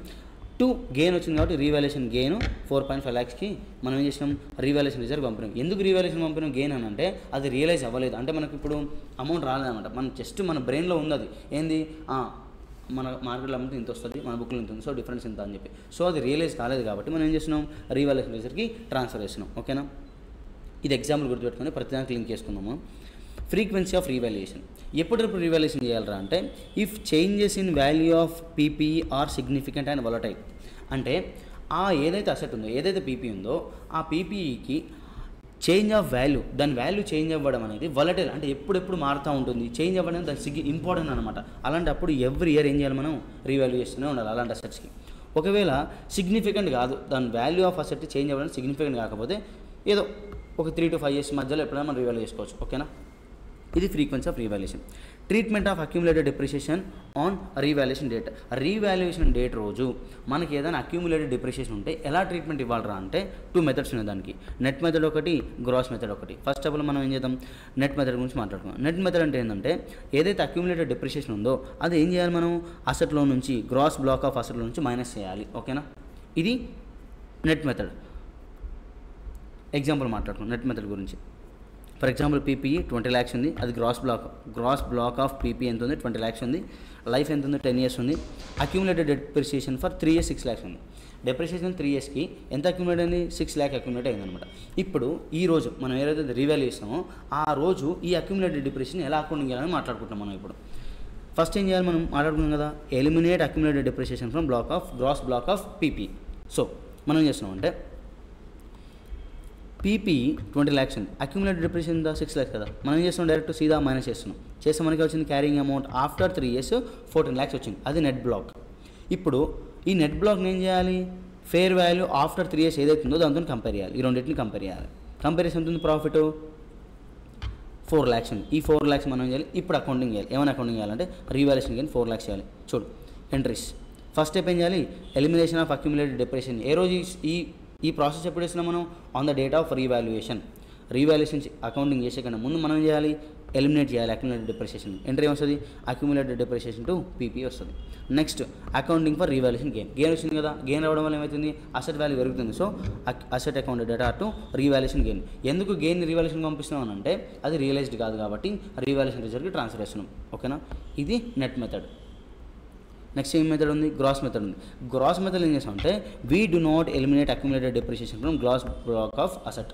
మనం ఈ గ్రాస్ మెథడ్లో ఏదైతే అక్యూములేటెడ్ డిప్రిసియేషన్ ఉందో దాన్ని మనం అసెట్లో నుంచి మైనస్ చేయకుండా కింద స్టెప్స్ ఒక 3 steps ఉన్నాయి, అవి ఫాలో అవ్వకుండా ఆన్సర్ చేస్తాం. ఓకేనా. ఫస్ట్ స్టెప్ ఏం చేయాలంటే మనకి రీవాల్యుయేషన్ గెయిన్ వల్ల పర్సంటేజ్ ఆఫ్ గెయిన్ ఎంత, మనకి రీవాల్యుయేషన్ గెయిన్ ఇస్తారు కదా వాడు, అది పర్సంటేజ్ కన్వర్ట్ చేయాలి. అంటే మనకు పర్సంటేజ్ వైజ్ చెక్ చేసుకుంటే ఎంత బెనిఫిట్ వచ్చిందో చెక్ చేసుకోవాలి. ఫైండ్ పర్సంటేజ్ గెయిన్ ఎట్లా చేయాలి, revaluation gain divide by net block. Net block అంటే మీనింగ్ ఏంటిది, gross block of asset value minus accumulated depreciation చేస్తే మనకి వస్తుంది నెట్ బ్లాక్ వస్తుంది. ఇది డివైడ్ చేస్తే మనకి వస్తుంది అంటే రీవాల్యుయేషన్ గెయిన్ అనేది పర్సంటేజ్గా కన్వర్ట్ అయిపోతుంది. అది ఫస్ట్ స్టెప్లో మనం చేయాల్సిన స్టెప్. సెకండ్ స్టెప్లో ఏం చేస్తున్నాం అంటే ఏదైతే గెయిన్ వచ్చిందో దాన్ని గ్రాస్ బ్లాక్ అప్లై చేయాలి అండ్ అక్యూములేటెడ్ డిప్రిసియేషన్కి అప్లై చేయాలి. నెక్స్ట్ స్టెప్లో జనరల్ ఎంట్రీ పాస్ చేద్దాం. ఈ 3 స్టెప్స్కి ఒక ఎగ్జాంపుల్ తీసుకొని చెప్తాను మీకు నేను. Gross block example PP 20 lakhs ఉంది, లైఫ్ 10 years ఉంది, అక్యూములేటెడ్ డిప్రిసియేషన్ 6 lakhs ఉంది. ఫేర్ వాల్యూ ఎంత వచ్చింది, 18 lakhs వచ్చింది. At the end of third ఇయర్లో మనం ఏం చేయాలి, స్టెప్ 1లో పర్సంటేజ్ ఆఫ్ గెయిన్ కనుక్కోవాలి. ఎట్లా కనుక్కోవాలి? Revaluation gain divided by net block. Net block అనే మీనింగ్ ఏంటిది? Gross block minus accumulated depreciation చేస్తే 14 lakhs వచ్చింది. గెయిన్ ఎంత మనకి? గెయిన్ అంటే ఏంటిది? Net block minus fair value చేస్తే మనకేం వస్తుంది? మనకు రివాల్యుయేషన్ గెయిన్ వస్తుంది. అట్లా చేస్తే మనకి ఎంత వచ్చింది? 4 lakhs వచ్చింది. సో పర్సెంటేజ్ కన్వర్ట్ చేస్తే 25.57గా మనకేమొచ్చింది? బెనిఫిట్ వచ్చిందన్నమాట. పర్సెంటేజ్ వచ్చింది, రివాల్యుయేషన్ గెయిన్ పర్సెంటేజ్. దీన్ని ఏం చేయాలి మనం? ఈ పర్సెంటేజ్ని గ్రాస్ బ్లాక్ పైన డెప్రిసియేషన్ అక్యుములేటెడ్ డెప్రిసియేషన్ అప్లై చేస్తే మనకి ఎంత వచ్చిందంటే 20 lakhs into 28.5, 5.7 lakhs. Depreciation accumulated depreciation 6 lakhs into 28.5 చేస్తే 1.7 lakhs వచ్చింది. దీన్ని ఎట్లా అకౌంట్ చేసామంటే గ్రాస్ బ్లాక్ ఆఫ్ అసెట్ని 5.7 lakhs పెంచాలి. ఎంతైతే మనం అప్లై చేసి ఎంతైతే బెనిఫిట్ వచ్చింది, బెనిఫిట్ని అప్లై చేస్తే గ్రాస్ బ్లాక్ ఎంత పెరిగిందో అంత పెంచేసేయాలి. Gross block of PP 5.75 lakhs పెంచాలి, 5.7 lakhs పెంచాలి. అక్యుములేటెడ్ డెప్రిసియేషన్ ఎంత పెరిగింది? 1.7 lakhs పెరిగింది. అది అక్యుములేటెడ్ డెప్రిసియేషన్ని అసెట్లో నుంచి మైనస్ చేయాలి. ఈ రెండింటి డిఫరెన్స్ మనకు 4 lakhs రివాల్యుయేషన్ గెయిన్. మనకి ఎంతైతే గెయిన్ వచ్చిందో at the end of the day మనకి ఎంతైతే గెయిన్ వచ్చిందో 4 lakhs గెయిన్ వచ్చిందో అదే అకౌంటింగ్ జరుగుతుంది ఇక్కడ. మరి గ్రాస్ బ్లాక్కి నెట్ బ్లాక్ డిఫరెన్స్ ఏంటరా అంటే మనం ఒరిజినల్ వాల్యూ ఆఫ్ అసెట్ని మైనస్ చేయకుండా మనం ఏం చేస్తున్నామంటే ఈ గ్రాస్ బ్లాక్ అనేది ఎంతైతే బెనిఫిట్ వచ్చిందో ఆ బెనిఫిట్ని మనం ఏం చేస్తున్నామంటే 1.7 lakhs అక్యుములేటెడ్ 20 ఎంతైతే మనం రివాల్యుయేషన్ గెయిన్ వచ్చిందో అంత అసెట్ పెంచుతున్నాం, అంత ఈక్వల్ అమౌంట్గా డెప్రిసియేషన్ పెంచుతున్నాం. సో నెట్ ఎఫెక్ట్ ఏముంటుంది? ఏముండదు అక్కడ. అంటే ఈ 4 lakhs అనేది ఏదైతుందో ఆ బెనిఫిట్ని ఈ గ్రాస్ బ్లాక్లో అక్యుములేటెడ్ డెప్రిసియేషన్ యాడ్ చేస్తున్నాం అనమాట. ఇదే concept. So next revaluation to be applied on entire class. Revaluation అనేది ఎంటైర్ క్లాస్ ఆఫ్ అసెట్స్కి అప్లై చేయాలి. ఫస్ట్ ఆఫ్ ఆల్ అసలు ఎంటైర్ క్లాస్ ఆఫ్ అసెట్స్ అంటే ఏందో నేర్చుకున్నాం. సేమ్ క్లాస్ ఆఫ్ అసెట్స్ అంటే మీనింగ్ ఏంటంటే అంటే ఈ 3 ABC అనే క్యారెక్టరిస్టిక్స్ ఉన్న ప్రతి ఒక్కటి ఏమైతే సేమ్ క్లాస్ ఆఫ్ అసెట్స్ అయితే అనమాట. అంటే అసెట్ హ్యావింగ్ సిమిలర్ నేచర్ కావచ్చు, సిమిలర్ యూజెస్ కావచ్చు, సిమిలర్ క్యారెక్టరిస్టిక్స్. ఈ 3 ఉంటే దాని వల్ల మనం ఏం చేయాలి? ఒక సేమ్ క్లాస్గా డివైడ్ చేయాలన్నమాట. ఇంకోటి ఎగ్జాంపుల్ చెప్తున్నాం. ఫర్ ఎగ్జాంపుల్ 5 ఆఫీస్ బిల్డింగ్స్ ఉన్నాయి మన దగ్గర. మనం ఏమనుకుంటున్నాం అంటే 2 ఆఫీస్ బిల్డింగ్స్కి ఏమో కాస్ట్ మోడల్ వాడదాం అనుకుంటున్నాం, ఇంకో 3 ఆఫీస్ బిల్డింగ్స్కి రీవాల్యుయేషన్ మోడల్ వాడదాం అనుకుంటున్నాం. ఇక్కడ పీపీ అనేది ఇట్లా డిచ్ చేయడానికి అలో చేద్దామని అంటే సేమ్ క్లాస్ ఆఫ్ అసెట్స్లో కొన్నిటికి కాస్ట్ మోడల్, కొన్నిటికి రివాల్యుయేషన్ మోడల్కి చేయడానికి రాదన్నమాట. ఇక్కడ ఏమైంది? ఈ 5 ఆఫీస్ బిల్డింగ్ ఎక్కడ వాడుతాం మనం? ఈ బిల్డింగ్స్ ఎక్కడ వాడుతున్నాం? ఆఫీస్లో వాడుతాం కదా. అంటే అసెట్ హ్యావింగ్ అన్ని బిల్డింగ్స్ కదా, సేమ్ నేచర్ కదా, దానికి ప్లస్ సేమ్ యూజ్ కదా, సిమిలర్ క్యారెక్టర్, అన్ని బిల్డింగ్ సేమ్ క్యారెక్టర్స్ ఉంటాయి కాబట్టి ఇవైతే similar same class of assets అవుతాయి కాబట్టి కొన్ని దానికి కాస్ట్ మోడల్, కొన్ని దానికి రివాల్యుయేషన్ మోడల్ అంటే AS 10 అనేది అలో చేయదు. కాబట్టి దీనికి నీ ఇష్టం ఉంటే టోటల్ కాస్ట్ మోడల్ అయినా వాడుకోవచ్చు, లేదా రివాల్యుయేషన్ మోడల్ అయినా వాడుకోవచ్చు అనమాట. చూడండి ఇంకో ఎగ్జాంపుల్ తీసుకున్నాం. 2 ఆఫీస్ బిల్డింగ్స్ ఉన్నాయి, 3 ఫ్యాక్టరీ బిల్డింగ్స్ ఉన్నాయి. ఇక్కడ మీకు అర్థమవుతుందా? బిల్డింగ్ అనేది సేమ్ నేచరే కానీ యూజ్ ఏమవుతుంది? కొన్ని ఆఫీస్ బిల్డింగ్, కొన్ని ఏమో ఆఫీస్ పర్పస్ వాడుతుంది, కొన్ని ఏమో ఫ్యాక్టరీ పర్పస్ వాడుతుంది. సో ఇవేంటి? సేమ్ క్లాస్ ఆఫ్ అసెట్స్ కాదు కాబట్టి నీకు 2 ఆఫీస్ బిల్డింగ్స్ పైన కాస్ట్ మోడల్ వాడుకో, లేదా 3 ఆఫీస్ బిల్డింగ్స్కి రీవాల్యుయేషన్ మోడల్ వాడుకో, నీకు ఇష్టం వచ్చిన మోడల్ వాడుకోవచ్చు అనమాట. ఇక్కడ ఏమవుతుంది? ఏస్ అలో చేస్తుంది నీకు ఏ మోడల్ అని వాడుకోవడానికి. ఓకేనా? Next treatment of revaluation gain or loss. ఇప్పుడు నువ్వు రీవాల్యూ చేయడం వల్ల గెయిన్ ఆర్ లాస్ వస్తుంది, దాన్ని ఎలా ట్రీట్మెంట్ చేయాలి, ఎలా అకౌంట్ చేయాలో నేర్చుకుందాం మనం ఇప్పుడు. ఫస్ట్ రీవాల్యుయేషన్ అనేది ఫస్ట్ టైం చేస్తున్నాం మనం, అప్పుడు గెయిన్ ఆర్ లాసెస్ ఎట్లా చేయాలి, లేదా సబ్సీక్వెంట్ రీవాల్యుయేషన్ అంటే నెక్స్ట్ ఫర్దర్గా మనం రీవాల్యుయేషన్ చేసుకుంటూ వెళ్తా ఉన్నాం, అప్పుడు గెయిన్ ఆర్ లాస్ వస్తే ఎలా ట్రీట్మెంట్ చేయాలో నేర్చుకున్నాం. ఇప్పుడు ఫస్ట్ టైం రీవాల్యుయేషన్ చేస్తున్నాం. నువ్వు ఫస్ట్ టైం రీవాల్యుయేషన్ చేసినప్పుడు ఆ రీవాల్యుయేషన్ గెయిన్ వస్తే దాన్ని ఎక్కడ ట్రాన్స్ఫర్ చేయాలి? రీవాల్యుయేషన్ రిజర్వ్ ట్రాన్స్ఫర్ చేయాలి. దానికి ఎంట్రీ ఏంటంటే అంటే PP టు రీవాల్యుయేషన్ రిజర్వ్. ఒకవేళ నువ్వు ఫస్ట్ టైం రీవాల్యుయేషన్ చేస్తున్నావు, నీకు అప్పుడు ఏమొచ్చింది? రీవాల్యుయేషన్ లాస్ వచ్చింది. అప్పుడు లాస్ ఏం చేయాలి? ఫస్ట్ టైం రీవాల్యుయేషన్ లాస్ వచ్చినప్పుడు డైరెక్ట్ P&Lకి ట్రాన్స్ఫర్ చేస్తే సరిపోతుంది. ఓకేనా? నెక్స్ట్ సబ్సీక్వెంట్ రీవాల్యుయేషన్ చేస్తున్నాను అంటే ఫర్దర్గా ఫ్యూచర్లో చేసుకుంటూ వెళ్తా ఉన్నాం. సబ్సీక్వెంట్ రీవాల్యుయేషన్ అప్పుడు నీకేమొచ్చింది? రీవాల్యుయేషన్ గెయిన్ కావచ్చు, రీవాల్యుయేషన్ లాస్ కావచ్చు. ఫర్ ఎగ్జాంపుల్ రీవాల్యుయేషన్ గెయిన్ వచ్చింది అనుకుందాం. సెకండ్ టైం కాదు, సబ్సీక్వెంట్ రీవాల్యుయేషన్ చేసినప్పుడు నీకేమొచ్చింది? రీవాల్యుయేషన్ గెయిన్ వచ్చింది. ఈ రీవాల్యుయేషన్ గెయిన్ని మనం ఎలా అకౌంటింగ్ చేయాలరా అంటే ప్రీవియస్ రీవాల్యుయేషన్ పైన డిపెండ్ అయి ఉంటుంది. ఈ కరెంట్ రీవాల్యుయేషన్ గెయిన్ అనేది previous revaluation gain or loss పైన డిపెండ్ అవుతుంది. ఫర్ ఎగ్జాంపుల్ ఇప్పుడు ఏమొచ్చింది నీకు? కరెంట్ సబ్సిక్వెంట్ ఇప్పుడు కరెంట్ ఇయర్లో నువ్వు ఉన్నావు, కరెంట్ ఇయర్లో నువ్వు రీవాల్యుయేషన్ నీకు ఏమొచ్చింది చేస్తే గెయిన్ వచ్చింది. బట్ ప్రీవియస్ ఇయర్లో నీకు రీవాల్యూ చేయడంలో గెయిన్ వచ్చింది. అప్పుడు కరెంట్ ఇయర్లో వచ్చిన గెయిన్ని ఎలా అకౌంటింగ్ చేయాలో నేర్చుకున్నాం. ప్రీవియస్గా గెయిన్ వచ్చింది, కరెంట్ ఇయర్లో గెయిన్ వచ్చింది. అప్పుడు ఏం చేయాలి? కరెంట్ ఇయర్ గెయిన్ని రీవాల్యుయేషన్ రిజర్వ్కి ట్రాన్స్ఫర్ చేయాలి. ఓకేనా? చూడు ఇప్పుడు నీకే వచ్చింది గెయిన్ వచ్చింది, బట్ ప్రీవియస్ రీవాల్యుయేషన్ వల్ల లాస్ వచ్చిందనమాట. సో కరెంట్ ఇయర్లో వచ్చిన రీవాల్యుయేషన్ గెయిన్ ఏం చేయాలరా అంటే టు ద ఎక్స్టెంట్ లాస్ట్ ఇంతకుముందుకి ప్రీవియస్ లాస్ ఎంత అవుతుందో ఆ అమౌంట్ ఎంత అవుతుందో అంత అమౌంట్ వరకు కరెంట్ ఇయర్ ప్రాఫిట్ని ట్రాన్స్ఫర్ చేయొచ్చు. మిగిలిన అమౌంట్ ఏం చేయాలి, రీవాల్యుయేషన్ రిజర్వ్ పంపించాలి. ఇది ట్రీట్మెంట్ ఇక్కడ. నెక్స్ట్, నువ్వు సబ్సిక్వెంట్ రీవాల్యుయేషన్ చేయడం వల్ల లాస్ వచ్చింది, బట్ దీని ఎట్లా ఉంటుంది, దీని అకౌంటింగ్ ఏ దానిపైన డిపెండ్ అవుతుంది, ప్రీవియస్ గెయిన్ ఆర్ లాస్ పైన డిపెండ్ ఉంటుంది. ఫర్ ఎగ్జాంపుల్ నీకు ఏమైంది, ఈ కరెంట్ ఇయర్లో రీవాల్యుయేషన్ లాస్ వచ్చింది, ప్రీవియస్ ఇయర్లో కూడా రీవాల్యుయేషన్ చేస్తే మీకు ఏమొచ్చింది, లాస్ వచ్చిందన్నమాట. ఆ కేసులో నువ్వేం చేయొచ్చు, కరెంట్ ఇయర్ లాస్ని P&Lకి ట్రాన్స్ఫర్ చేసుకోవచ్చు. కరెంట్ ఇయర్లో లాస్ వచ్చింది, బట్ ప్రీవియస్ రీవాల్యుయేషన్ వల్ల ఏమొచ్చింది, నీకు గెయిన్ వచ్చింది. అప్పుడు ఏం చేయాలి, కరెంట్ ఇయర్ రీవాల్యుయేషన్ లాస్ అని అంటే ఈ లాస్ని ప్రీవియస్ గెయిన్ ఏదైతే మనం ప్రీవియస్ గెయిన్ సెకండ్ ట్రాన్స్ఫర్ చేసి ఉంటాం, మనం రీవాల్యుయేషన్ రిజర్వ్ ట్రాన్స్ఫర్ చేసి ఉంటాం కదా, ఆ రీవాల్యుయేషన్ రిజర్వ్లో ఎంతైతే అమౌంట్ ఉందో అంత అమౌంట్ని దీంతో ఈ కరెంట్ ఇయర్ లాస్కి అడ్జస్ట్ చేయొచ్చు అనమాట. ఇంకేమైనా మిగిలింది లాస్ కరెంట్ ఇయర్లో, ఇంకా టోటల్ కాంపెన్సేట్ అవ్వలేదు, ఇంకా అమౌంట్ కొంత మిగిలింది, దాన్ని ఏం చేయాలి, P&Lకి ట్రాన్స్ఫర్ చేయాలి. ఓకేనా, చిన్న ఎగ్జాంపుల్ మాట్లాడుకుంటూ ఎక్స్ప్లెయిన్ చేస్తాను మీకు ఒక్కొక్క point. For example, first time revaluation gain వచ్చింది, సో నువ్వేం చేసి ఉంటావు, రీవాల్యుయేషన్ రిజర్వ్కి ట్రాన్స్ఫర్ చేసి ఉంటావు. సబ్సిక్వెంట్గా నీకు రివాల్యుయేషన్ గెయిన్ వచ్చింది, అప్పుడు ఏం చేయాలి, ప్రీవియస్ గెయిన్ కూడా ఉంది, అంటే సబ్సిక్వెంట్ రివాల్యుయేషన్ గెయిన్ వస్తే ఏం చేయాలి, నువ్వు ప్రీవియస్గా రివాల్యుయేషన్ గెయిన్ వచ్చింది కాబట్టి కరెంట్ ఇయర్ది రివాల్యుయేషన్ రిజర్వ్ ట్రాన్స్ఫర్ చేయాలి. గుర్తుపెట్టుకొని మళ్ళీ చెప్తాను, ఫస్ట్ టైం రివాల్యుయేషన్ చేయడం గెయిన్ వచ్చింది, డైరెక్ట్ ఏం చేసినావు, నువ్వు రివాల్యుయేషన్ రిజర్వ్ ట్రాన్స్ఫర్ చేసినావు. సెకండ్ టైం కాదు, సబ్సిక్వెంట్ నువ్వు రివాల్యుయేషన్ చేసినావు. సబ్సిక్వెంట్ రివాల్యుయేషన్ చేసినప్పుడు మనం ఏం చేయాలి, ప్రీవియస్ చెక్ చేసుకోవాలి. ప్రీవియస్ ఏమొచ్చింది మనకి ఇక్కడ ఎగ్జాంపుల్ 1లో గెయిన్ వచ్చింది, సో ప్రీవియస్ గెయిన్ ఉంది, కరెంట్ ఇయర్ గెయిన్ ఉంది, అప్పుడు ఏం చేయాలి, కరెంట్ ఇయర్ గెయిన్ని రీవాల్యుయేషన్కి ట్రాన్స్ఫర్ చేయాలి. ఓకేనా, fine. First time example number 2ది, ఫస్ట్ టైం నీకేమొచ్చింది, రీవాల్యుయేషన్ లాస్ వచ్చింది, ఎంత 30 రూపీస్ వచ్చింది. నువ్వేం చేసి ఉంటావు, ఫస్ట్ టైం రీవాల్యుయేషన్ లాస్ వస్తే P&Lకి ట్రాన్స్ఫర్ చేస్తాం. సబ్సిక్వెంట్గా నీకేమైంది, రీవాల్యుయేషన్ గెయిన్ వచ్చింది 50 రూపీస్. సబ్సిక్వెంట్గా నీకు రీవాల్యుయేషన్ గెయిన్ వచ్చింది, సబ్సిక్వెంట్ రీవాల్యుయేషన్ గెయిన్ 50 రూపీస్ని ఎలా ట్రీట్మెంట్ చేయాలంటే, ఫస్ట్ టైం నువ్వు ఎప్పుడైతే ప్రీవియస్గా నువ్వు రీవాల్యుయేషన్ చేసినావా, ఈ రీవాల్యుయేషన్ పైన దీని ట్రీట్మెంట్ డిపెండ్ అవుతాయి కదా, అదే మనం నేర్చుకుంది. ఆ రీవాల్యుయేషన్ గెయిన్ 50 వచ్చింది, బట్ ప్రీవియస్గా నీకు ఎంత వచ్చింది, లాసు 30 వచ్చింది. సో నువ్వు కరెంట్ ఇయర్ గెయిన్ ఏం చేయాలి, up to 30 rupees P&L transfer చేయాలి. ఎందుకోసం, ఇంతకుముందుకు ఏం చేసిన లాస్ని 13 P&L పంపించాం కదా, దీన్ని కాంపెన్సేట్ చేయనిక ఈ 30 ఇక్కడ పంపిస్తాం. ఇంకెంత మిగిలింది కరెంట్ ఇయర్లో, 20 మిగిలింది, దాన్ని ఏం చేయాలి, రీవాల్యుయేషన్ రిజర్వ్ ట్రాన్స్ఫర్ చేయాలి. ఓకేనా, ఇది పాయింట్.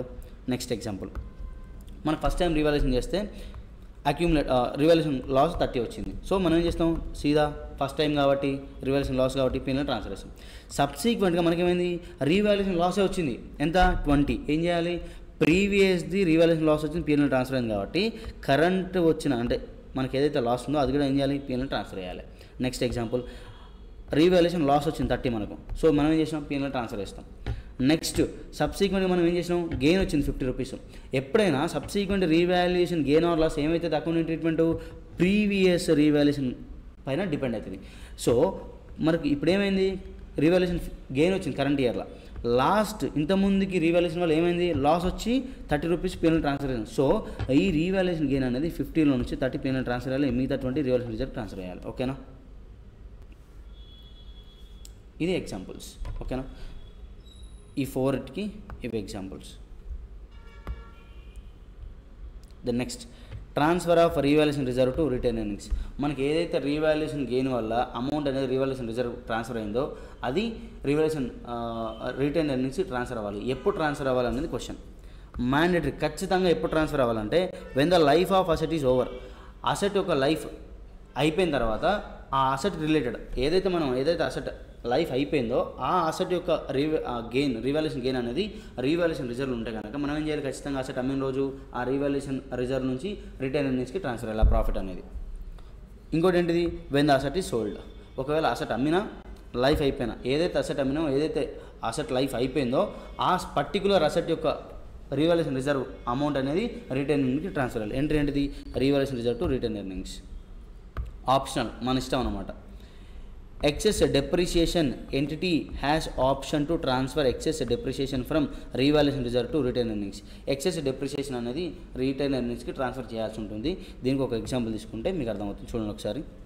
PPE 10 lakhs ఉంది, లైఫ్ 10 years ఉంది. Carrying amount of year 1 PP minus depreciation చేస్తే carrying amount of year end 1 ఏమొచ్చింది 9 lakhs వచ్చింది. మనం ఏం చేసాం అంటే ఇయర్ ఎండ్కి ఫేర్ వాల్యూ చెక్ చేసుకున్నాం 12 lakhs వచ్చింది. సో రివాల్యూషన్ గెయిన్ ఎంత 3 lakhs. సో సెకండ్ ఇయర్కి అసెట్ ఎంత carrying amount not 9 lakhs 12 lakhs తెలుసు కదా మీకు ఇది 12 lakhs. సెకండ్ ఇయర్ డెప్రిషియేషన్ దేనిపైన చేయాలి 12 lakhs డివైడ్ బై 9 ఎందుకు ఆల్రెడీ 1 year లైఫ్ అయిపోయింది కాబట్టి 9 వేసేస్తే 1.33 lakhs డెప్రిషియేషన్ వచ్చింది. క్యారింగ్ అమౌంట్ ఫర్ ఇయర్ 2 ఎంత ఉంది 10.67 ఉంది. ఇప్పుడు రీవాల్యుయేషన్ చేయడం వల్ల మనకి ఎక్సెస్ డెప్రిషియేషన్ ఎంత వచ్చింది ఇక్కడ అని అంటే excess depreciation equal to difference between depreciation after revaluation and depreciation if no revaluation చేస్తే ఏమొస్తుంది. ఇఫ్ నో రీవాల్యుయేషన్ చేయకపోతే ఏమవుతుంది క్యారింగ్ అమౌంట్ 9 lakhs ఉండేది 9 వేసుకునేది కాబట్టి డెప్రిసియేషన్ 1 lakh వచ్చింది. ఇప్పుడు మనం రీవాల్యూ చేయడం వల్ల క్యారింగ్ అమౌంట్ వచ్చింది 12 lakhs వచ్చింది కాబట్టి డెప్రిసియేషన్ ఎంత వచ్చింది 1.33 lakhs వచ్చింది. ఈ డిఫరెన్సే ఎక్సెస్ డెప్రిసియేషన్ ఎంత 0.33 lakhs అనేది ఎక్సెస్ డెప్రిసియేషన్. ఎంతైతే ఎక్సెస్ డెప్రిసియేషన్ వచ్చిందో సేమ్ ఆ ఎక్సెస్ డెప్రిసియేషన్ ఎంతైతే వచ్చిందో అంత మనం ఏం చేశానంటే రీవాల్యుయేషన్ రిజర్వ్ ఎంత రీవాల్యుయేషన్ రిజర్వ్ ఉంది కదా అమౌంట్ ఎంత 3 lakhs ఉంది కదా ఈ 3 lakhsలో నుంచి 0.33 అమౌంట్ అనేది ఏం చేయొచ్చు మనం రీటైనర్కి ట్రాన్స్ఫర్ చేయొచ్చు. ఇది ఇక్కడ చెప్పిన పాయింట్ చూడండి. రీవాల్యుయేషన్ రిజర్వ్ అకౌంట్ డెటార్ మనకి రీవాల్యుయేషన్ అకౌంట్ ఎంత క్రియేట్ అయింది 3 lakhs అయింది. ఇప్పుడు ఎంత డెబిట్ అవుతుంది 0.33 ఎక్కడ ట్రాన్స్ఫర్ అవుతుంది 0.33 అంటే మీనింగ్ ఏంట్రా అంటే రీవాల్యుయేషన్ రిజర్వ్ అనేది నార్మల్గా మనం ఎక్కడ పంపించాలి రిటైనర్స్ పంపించాలి. ఎప్పుడు పంపిస్తాం మనం మ్యాండేటరీ ఖచ్చితంగా వెన్ అసెట్ లైఫ్ అయిపోయినా అసెట్ సోల్డ్ అయినా. బట్ ఈ కేసులో ఏం చేస్తున్నాం అని అంటే at the end of life asset sale చేసినప్పుడు కాకుండా ఎవ్రీ ఇయర్ కొంత ట్రాన్స్ఫర్ చేసుకుంటూ వస్తున్నాం. ఏ బేసిస్ పైన ఈ రీవాల్యుయేషన్ వల్ల ఎంతైతే డెప్రిషియేషన్ ఎక్సెస్ వచ్చిందో అంతే అమౌంట్ ఎగ్జాక్ట్ ఈక్వల్ అమౌంట్ మనం చేసినాం ఇక్కడ పంపిస్తున్నాం అన్నమాట. అంటే ఎక్స్పెన్స్ ఎంత అవుతుందో ఇన్కమ్ అంతే ట్రాన్స్ఫర్ చేస్తున్నాం. ఓకేనా ఇదన్నమాట transfer excess depreciation to return earnings. Next సబ్సీక్వెంట్గా మనం ఏమైనా కాస్ట్ ఇంకర్ అవుతాయి అసెట్ పైన సబ్సీక్వెంట్గా ఏదైనా కాస్ట్ ఇంకర్ అవుతాయి ఆ సబ్సీక్వెంట్ కాస్ట్ అనేది రిపేర్ మెయింటెనెన్స్ వల్ల వచ్చిన ఖర్చు అనుకో దాన్ని ఏం చేయాలి transfer to PNL not added to asset. ఒకవేళ మేజర్ పార్ట్ రిప్లేస్ చేసినాం మేజర్ పార్ట్ రిప్లేస్ చేస్తే మనం ఏం చేయాలి అసెట్కి యాడ్ చేయాలి క్యాపిటలైజ్ చేయాలి.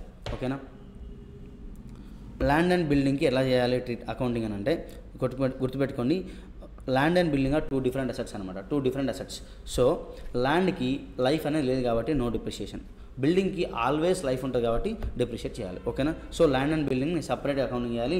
ల్యాండ్ అండ్ బిల్డింగ్ని ఒకటే అసెట్ అనుకోవద్దు 2 different assets లాగా ట్రీట్ చేసి ల్యాండ్కి నో డిప్రిషియేషన్ బిల్డింగ్కి డిప్రిషియేషన్ చేయాలి. ఎందుకు ల్యాండ్ డిప్రిషియేషన్ లేదు అని అంటే దానికి అసలు లైఫే లేదు కాబట్టి.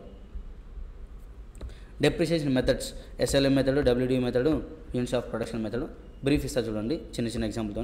ఎస్ఎల్ఎం మెథడ్ అంటే మీనింగ్ ఏంటంటే స్ట్రేట్ లైన్ మెథడ్ ఎస్ఎల్ఎం మెథడ్గా డెప్రిషియేషన్ ఎట్లా ఇస్తామనంటే cost of PP life residual value మనం చిన్నప్పుడు నేర్చుకున్నాం కదా depreciation is equal to cost minus residual value divide by life అలా చేస్తే మనకి వస్తుంది డెప్రిషియేషన్ వస్తుంది.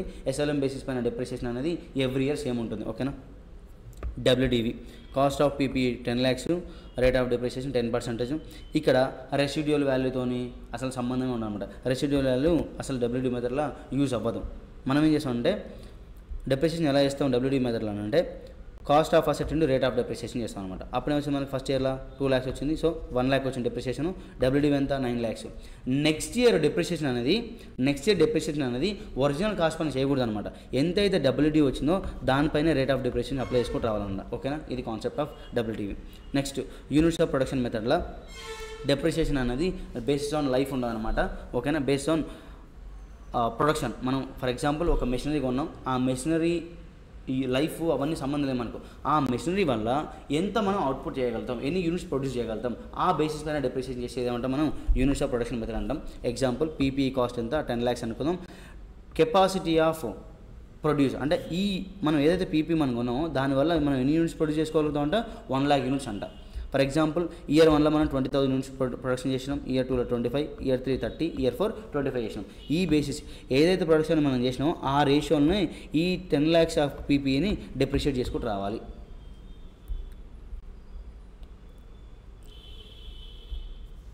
Cost of PP 10 lakhs divided by total units into current year production చేసామని వస్తుంది కరెంట్ ఇయర్ డిప్రిషియేషన్ వస్తుంది. అలా డిప్రిషియేట్ చేసుకుంటూ రావాలి. ఓకేనా డెప్రిషియేషన్ మెథడ్ ఇవి డెప్రిషియేషన్ మెథడ్స్ మనం పైన మాట్లాడుకున్నాం.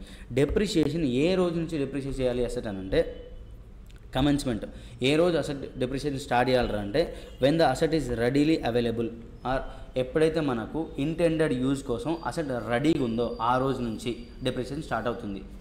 ఎగ్జాంపుల్, ఒకవేళ 1/4/2020 కన్స్ట్రక్షన్ స్టార్ట్ అయింది, 31 March 2021 రెడీ అయిపోయింది అన్నమాట అసెట్. మనం ఏదైతే అసెట్ని ఆ అసెట్ వల్ల మనం ఏదైతే యూజ్ చేయాలనుకుంటున్నాం అసెట్ని ఆ విధంగా అసెట్ రెడీ అయిపోయిందంట. ఇంకోటి ఏంటిది, 30th September మనం యాక్చువల్ అసెట్ని యూజ్ చేసుకుంటున్నాం. యాక్చువల్గా మనం ఏ రోజు యూజ్ చేసుకున్నా సంబంధం లేదు డెప్రిసియేషన్కి. మనకు ఏదైతే ఇంటెండెడ్ యూజ్ ఆఫ్ అసెట్ అనేది ఉందో, ఇంటెండెడ్ యూజ్ మనం ఏదైతే అనుకుంటున్నామో దానికోసం అసెట్ రెడీ ఏ రోజు అవుతుందో ఆ రోజు నుంచి డెప్రిసియేషన్ చేయాల్సి ఉంటుంది. ఓకేనా, స్టార్ట్ చేయాల్సి ఉంటుంది. సెసెషన్ డేట్ అంటే అసెట్ డెప్రిసియేషన్ ఎప్పుడు ఆపేయాలంటే when the life of asset is completed. Asset ఒక లైఫ్ అయిపోయింది ఆ రోజు డెప్రిసియేషన్ చేయకూడదు. లేదా వెన్ ద అసెట్ అమ్మేసినాం మనం ఆ రోజు మనం డెప్రిసియేషన్ ఆపేయాలి. లేదా when carrying amount of asset is less than scrap value, ఈ రోజున మనం ఏం చేయాలి, డెప్రిసియేషన్, ఈ కేసులో డెప్రిసియేషన్ ఆపేయాలి. ఓకేనా, దిస్ ఈజ్ సెసెషన్ అన్న స్టాప్ ఆఫ్ డిప్రిసియేషన్ అన్న ఒకటే. ఓకేనా, next component accounting or major replacement of components or major inspection or overhaul, ఇవన్నీ సేమ్ మీనింగ్ అనమాట. మేజర్ కాంపోనెంట్ అకౌంటింగ్ ఎట్లా చేయాలని చూడండి. స్టెప్స్ టు సాల్వ్ క్వశ్చన్, ఒకవేళ క్వశ్చన్ ఇస్తే మేజర్ కాంపోనెంట్ పైన ఏమైనా క్వశ్చన్ ఇస్తే స్టెప్స్ ఏం ఫాలో అవ్వాలంటే each significant part of PPE having different useful lives should be depreciated separately. For example, ఏదైనా అసెట్ కొన్నాం మనం, దాంట్లో 2 కాంపోనెంట్స్ ఉన్నాయి. ఆ 2 కాంపోనెంట్స్ అనేటివి డిఫరెంట్ లైఫ్స్ ఉన్నప్పుడు ఈ రెండింటికి డిఫరెంట్ లైఫ్స్ ఉంది కాబట్టి డిఫరెంట్గా దీన్ని డిఫరెంట్గా డిప్రిషియేట్ చేయాలి, దీన్ని డిఫరెంట్గా డిప్రిషియేట్ చేయాలని చెప్తున్నాడు స్టెప్ 1లో. స్టెప్ 2లో ఏం చెప్తున్నాడు, when significant component is replaced, when అదే సిగ్నిఫికెంట్ కాంపోనెంట్ మనం రీప్లేస్ చేసినప్పుడు ఎలా చేయాలంటే, ఫర్ ఎగ్జాంపుల్ మనం ఒక మెషిన్ కొన్నాం, దానికి పార్ట్ 1 ఉంది, పార్ట్ 2 ఉంది. ఫర్ ఎగ్జాంపుల్ మనం చేసినామంటే పార్ట్ 1 ఆఫ్ కాంపోనెంట్ మనం రీప్లేస్ చేసినాం. ఆ రీప్లేస్ చేసినప్పుడు ఎట్లా చేయాలంటే ఏదైతే రీప్లేస్ చేసినామో దాని క్యారింగ్ అమౌంట్ ఉంది చూసినామా, టోటల్ అసెట్లో నుంచి 2 కాంపోనెంట్స్ ఉన్నాయి కదా, మనం ఒక కాంపోనెంట్ రీప్లేస్ చేస్తున్నాం. రీప్లేస్ చేసేటప్పుడు ఏదైతే మనం కాంపోనెంట్ రీప్లేస్ చేసినామో దాని క్యారింగ్ అమౌంట్ అనేది టోటల్ అసెట్ల నుంచి మైనస్ చేయాలి. మనం రీప్లేస్ చేసినాం కదా అసెట్ని, దాని కొత్తది ఎంతైతే అమౌంట్ ఉందో దాన్ని అసెట్ యాడ్ చేయాలని చెప్తున్నాడు. ఒక ఎగ్జాంపుల్ తీసుకొని చెప్తాను చూడండి. పీపీఈ కాస్ట్ 200 crores ఉంది, ఎంజిన్ 10 years లైఫ్ ఉంది, బాడీ 20 years లైఫ్ ఉంది. దీని కాస్ట్ 40 crores, దీని కాస్ట్ 160 crores అనుకుందాం. సో డెప్రిసియేషన్ ఫర్ ఇయర్ 1 ఏమవుతుందంటే 40/10, ఇది 160/20. దేని సపరేట్ మనం ఏం చేసినాం స్టెప్ 1లో సపరేట్గా డిప్రిషియేషన్ చేయాలి కాబట్టి సపరేట్గా డిప్రిషియేట్ చేసినాం. ఓకేనా, సో క్యారీయింగ్ అమౌంట్ 36 crores ఒకదాంది, 152 crores ఒకదాంది. బట్ హోల్ అసెట్ ఎంత వచ్చింది, క్యారీయింగ్ అమౌంట్ 188 crores వచ్చింది. నెక్స్ట్ ఇయర్ 2 బిగినింగ్ ఏమైందంటే ఎంజిన్ రీప్లేస్ చేసినాం. మనం ఏదైతే ఇంజిన్ ఉందో దాన్ని రీప్లేస్ చేసినాం. సమ్ ప్రాబ్లం రావడం వల్ల ఆ ఇంజిన్ ప్రాబ్లం వచ్చింది, మనం కొత్త ఇంజిన్తో రీప్లేస్ చేస్తున్నాం. రీప్లేస్ చేసినప్పుడు ఏం చేయాలని చెప్పిండు, న్యూ ఇంజిన్ కాస్ట్ ఎంత వచ్చింది, 60 crores వచ్చింది, లైఫ్ 5 years వచ్చింది. ఇక్కడ మనం ఏం మాట్లాడుకున్నాం, పీపీ క్యారింగ్ అమౌంట్ ఎంత, 188. కాంపోనెంట్ 2 కాంపోనెంట్స్ కలిసి ఒక పీపీ కదా, 2 కాంపోనెంట్స్ ఉంటే దాని పీపీ అంటారు మనం, కంప్లీట్ పీపీ అవుతుంది. ఆ పీపీ క్యారింగ్ అమౌంట్ ఎంత, 188 crores ఉంది. మనం ఇక్కడ ఏం నేర్చుకుందాం, when significant component is replace, new cost of component is added and old carrying amount of old component is reduced from PP. మనం ఏం చేసినాం, న్యూ ఇంజిన్ కాస్ట్ యాడ్ చేసినాం, old engine carrying amount minus చేసినాం. చేస్తే మనకి వచ్చింది revised cost of PP 212 వచ్చింది. ఇప్పుడు ఏం చేయాలి, ఈ 212లో దీన్నంతా చెక్ చేసుకోవాలి. దీన్నంతా కొత్తది కాబట్టి దీనికి ఎంత ఉంటుంది, 60 crores ఉంటుంది. దీనికి 152 crores ఆల్రెడీ అనుకున్నాం. సో 150 crores దీనికి నెక్స్ట్ 19 years వేయాలనుకుంటే లైఫ్, దీనికి 5 years వేయాలి. ఓకేనా, ఇలా కాంపోనెంట్ అకౌంటింగ్ చేయాలి. Changes in estimation of depreciation method, useful life, residual value. ఒకవేళ మనం ఏం చేసినామంటే డెప్రిషియేషన్ మెథడ్ చేంజ్ చేయాల్సి వచ్చింది, లేదా యూస్ఫుల్ లైఫ్ చేంజ్ చేయాల్సి వచ్చింది, లేదా రెసిడ్యూ వల్ల చేంజ్ అయిపోయింది. ఈ 3 చేంజెస్ని మనకి AS5 ఏం చెప్తుందంటే ఈ 3 చేంజెస్ అనేవి చేంజెస్ ఇన్ అకౌంటింగ్ ఎస్టిమేట్స్ అంట, నాట్ అకౌంటింగ్ పాలసీస్. AS5 ఏం చెప్తుందంటే ఒకవేళ చేంజెస్ ఇన్ ఎస్టిమేట్ అవుతే ప్రాస్పెక్టివ్ అకౌంటింగ్ ఏది, ఒకవేళ చేంజెస్ ఇన్ పాలసీ అయితే రెట్రాస్పెక్టివ్ ఎఫెక్టివ్ ఇచ్చి అకౌంటింగ్ అని చెప్తుంది అనమాట. ఓకే, మనకు అంత అవసరం లేదు, AS5లో మాట్లాడుకున్న దాని గురించి. మనకు ఒకటే పాయింట్ ఏం కావాలి, ఈ 3 చేంజ్ ఇన్ డెప్రిషియేషన్ మెథడ్ కావచ్చు, యూస్ఫుల్ లైఫ్ కావచ్చు, రెసిడ్యువల్ అమౌంట్ కావచ్చు, ఈ 3 ఏంది changes in accounting estimate. So మనం ఏ అకౌంటింగ్ ఫాలో కావాలి, ప్రాస్పెక్టివ్ అకౌంటింగ్ ఫాలో కావాల్సి ఉంటుంది. ప్రాస్పెక్టివ్ అకౌంటింగ్ అంటే ఏంటరా అంటే ఎఫెక్టివ్ ఈ డెప్రిషియేషన్ చేంజ్ అవ్వడం వల్ల, యూస్ఫుల్ లైఫ్ చేంజ్ అవ్వడం వల్ల, రెసిడ్యువల్ వాల్యూ చేంజ్ అవ్వడం వల్ల ఎఫెక్ట్ అనేది వస్తుంది. ఆ ఎఫెక్ట్ దేనికి ఇవ్వాలి? For coming years. ఎప్పుడు నువ్వైతే ఎస్టిమేట్ అనేది చేంజ్ అయిందో ఆ తర్వాత వచ్చే ఇయర్స్కి మాత్రం ఎఫెక్ట్ ఇవ్వాలి. ఆ చేంజెస్ వల్ల వచ్చే ఎఫెక్ట్ అనేది తర్వాత వచ్చే ఇయర్స్కి ఇవ్వాలి. అంత ముందుకు పాస్ట్ ఏవైతే ఇయర్స్ గడిచిపోయినావో ఆ ఇయర్స్కి ఎఫెక్ట్ ఇవ్వాల్సిన అవసరం లేదు. అదే ప్రాస్పెక్టివ్ అకౌంటింగ్ అనమాట. ఎగ్జాంపుల్ తీసుకొని ఎక్స్ప్లెయిన్ చేస్తా వినండి. Changes in method of depreciation. ఎగ్జాంపుల్లో ఏమైందనంటే change in method of depreciation అయిందనమాట. పీపీఈ కాస్ట్ ఎంత ఉంది? 100 crores ఉంది. లైఫ్ 5 years ఉంది. Depreciation method SLM. Residual value 10 crores. Depreciation for year 1 ఏం చేసినామనంటే SLM మెథడ్ కదా మనం ఫాలో అయ్యేది. SLM మెథడ్ పైన డెప్రిషియేషన్ 18 crores వచ్చింది. ఇయర్ 2 మనం ఏం చేసినామంటే company wants to change depreciation method from SLM method to WDV method మారుదాం అనుకుంటుంది. ఇప్పుడు ఇప్పుడు SLM నుంచి WDV ఎప్పుడు మారుతుంది? ఇయర్ 2లో మారుతుంది కదా. ఇప్పుడు ఇదేంటిది? చేంజ్ ఇన్ ఎస్టిమేట్ కాబట్టి ఇయర్ 2 నుంచి ఎఫెక్ట్ చేయాలి WDV మెథడ్ అనేది. మళ్ళీ ఇది తీసుకుపోయి ఇయర్ 1లో SLM చేసినాం అని చెప్పి WDV మెథడ్ అనేది ఇయర్ 1లో చేయాలా ఎఫెక్ట్ అంటే ఇవ్వకూడదు. ఎందుకోసం? చేంజ్ ఇన్ ఎస్టిమేట్ ఏం చేయాలి? అకౌంటింగ్ ఏం చెప్తుంది? చేంజ్ ఇన్ ఎస్టిమేట్కి ప్రాస్పెక్టివ్ ఎఫెక్ట్ చెప్తుంది. అంటే ఎప్పుడైతే చేంజ్ వచ్చిందో అప్పటి నుంచి నెక్స్ట్ ఇయర్ ఫర్దర్ ఇయర్స్కి ఆ చేంజ్ అనేది అప్లై చేసుకుంటూ రావాలి. చేస్తున్నాం. నెక్స్ట్ ఇయర్కి ఏం చేస్తున్నాం? క్యారింగ్ అమౌంట్ ఎంత ఉంది? డెప్రిషియేషన్ 18 crores కాబట్టి క్యారింగ్ అమౌంట్ ఎంత? 100 - 18 crores చేస్తే 82 crores క్యారింగ్ అమౌంట్ సెకండ్ ఇయర్కి ఉంది. ఇప్పుడు WDV అని చెప్పినాం కదా. ఇయర్ 2కి ఏం చేయాలి? 82 crores into 15% చేయాలి. ఇయర్ 2కి అప్లై చేస్తే సరిపోతుంది. ఇదనమాట చేంజ్ ఇన్ మెథడ్ ఆఫ్ డెప్రిషియేషన్కి accounting. Next change in estimate of scrap value effect అయితే ఏం చేస్తుందో చూద్దాం. పీపీఈ కాస్ట్ ఎంత? 100 crores. Life 5 years. Residual value 10 crores. SLM method పైన డెప్రిషియేషన్ చేస్తే ఇయర్ 1 డెప్రిషియేషన్ ఎంత వచ్చింది? 18 crores వచ్చింది. ఇయర్ 2 రెసిడ్యూల్ వాల్యూ ఏమైందనంటే 15 crores అయింది. మనం ఏమనుకున్నాం ఇంతసేపు? ఇయర్ 1లో ఎంత ఏమున్నది మనకు? 10 crores ఉంది. నెక్స్ట్ ఇయర్కి ఎట్లా చేయాలంటే carrying amount of PPE year 2 ఎంత వచ్చింది? 82 crores. 82 crores - 15 crores చేయాలి. ఇక్కడ రెసిడ్యూల్ వాల్యూ అనేది 10 crores కాదు. ఇది ఎప్పటి నుంచి చేయాలి? ఎప్పుడైతే చేంజ్ ఇన్ మనకి ఎప్పుడైతే స్క్రాప్ వాల్యూ చేంజ్ అయిందో ఆ ఇయర్ నుంచి ఎఫెక్ట్ ఇవ్వాలి. ఆ ఇయర్ నుంచి ఫర్దర్ ఇయర్స్కి ఇవ్వాలి. నెక్స్ట్ ఇయర్కి ఇవ్వకూడదు. ఇదనమాట అది. Changes in useful life of PP. For example PP మనం అనుకున్నాం అంటే ఫస్ట్లో 5 years లైఫ్ ఉంటుంది అనుకున్నాం. సో ఇయర్ 1కి డెప్రిషియేషన్ చేసి 18 crores వచ్చింది. బట్ ఇయర్ 2కి లైఫ్ ఏమైపోయిందంట? 10 years అయిపోయిందంట. ఫస్ట్ 5 years అనుకున్నాం. సో 5 yearsకి డెప్రిషియేషన్ ఛార్జ్ చేసినాం. బట్ ఇయర్ 2 నుంచి ఏమనుకున్నాం అంటే 10 years అనుకున్నాం. సో కాబట్టి ఏం చేయాలి మనం? ఇయర్ 2 నుంచి లైఫ్ అనేది 5 years కాకుండా 10 years తీసుకొని చేయాలి ఆన్సర్. ఓకేనా? This is changes in method of depreciation, useful life, scrap value or residual value. Next derecognition of PP.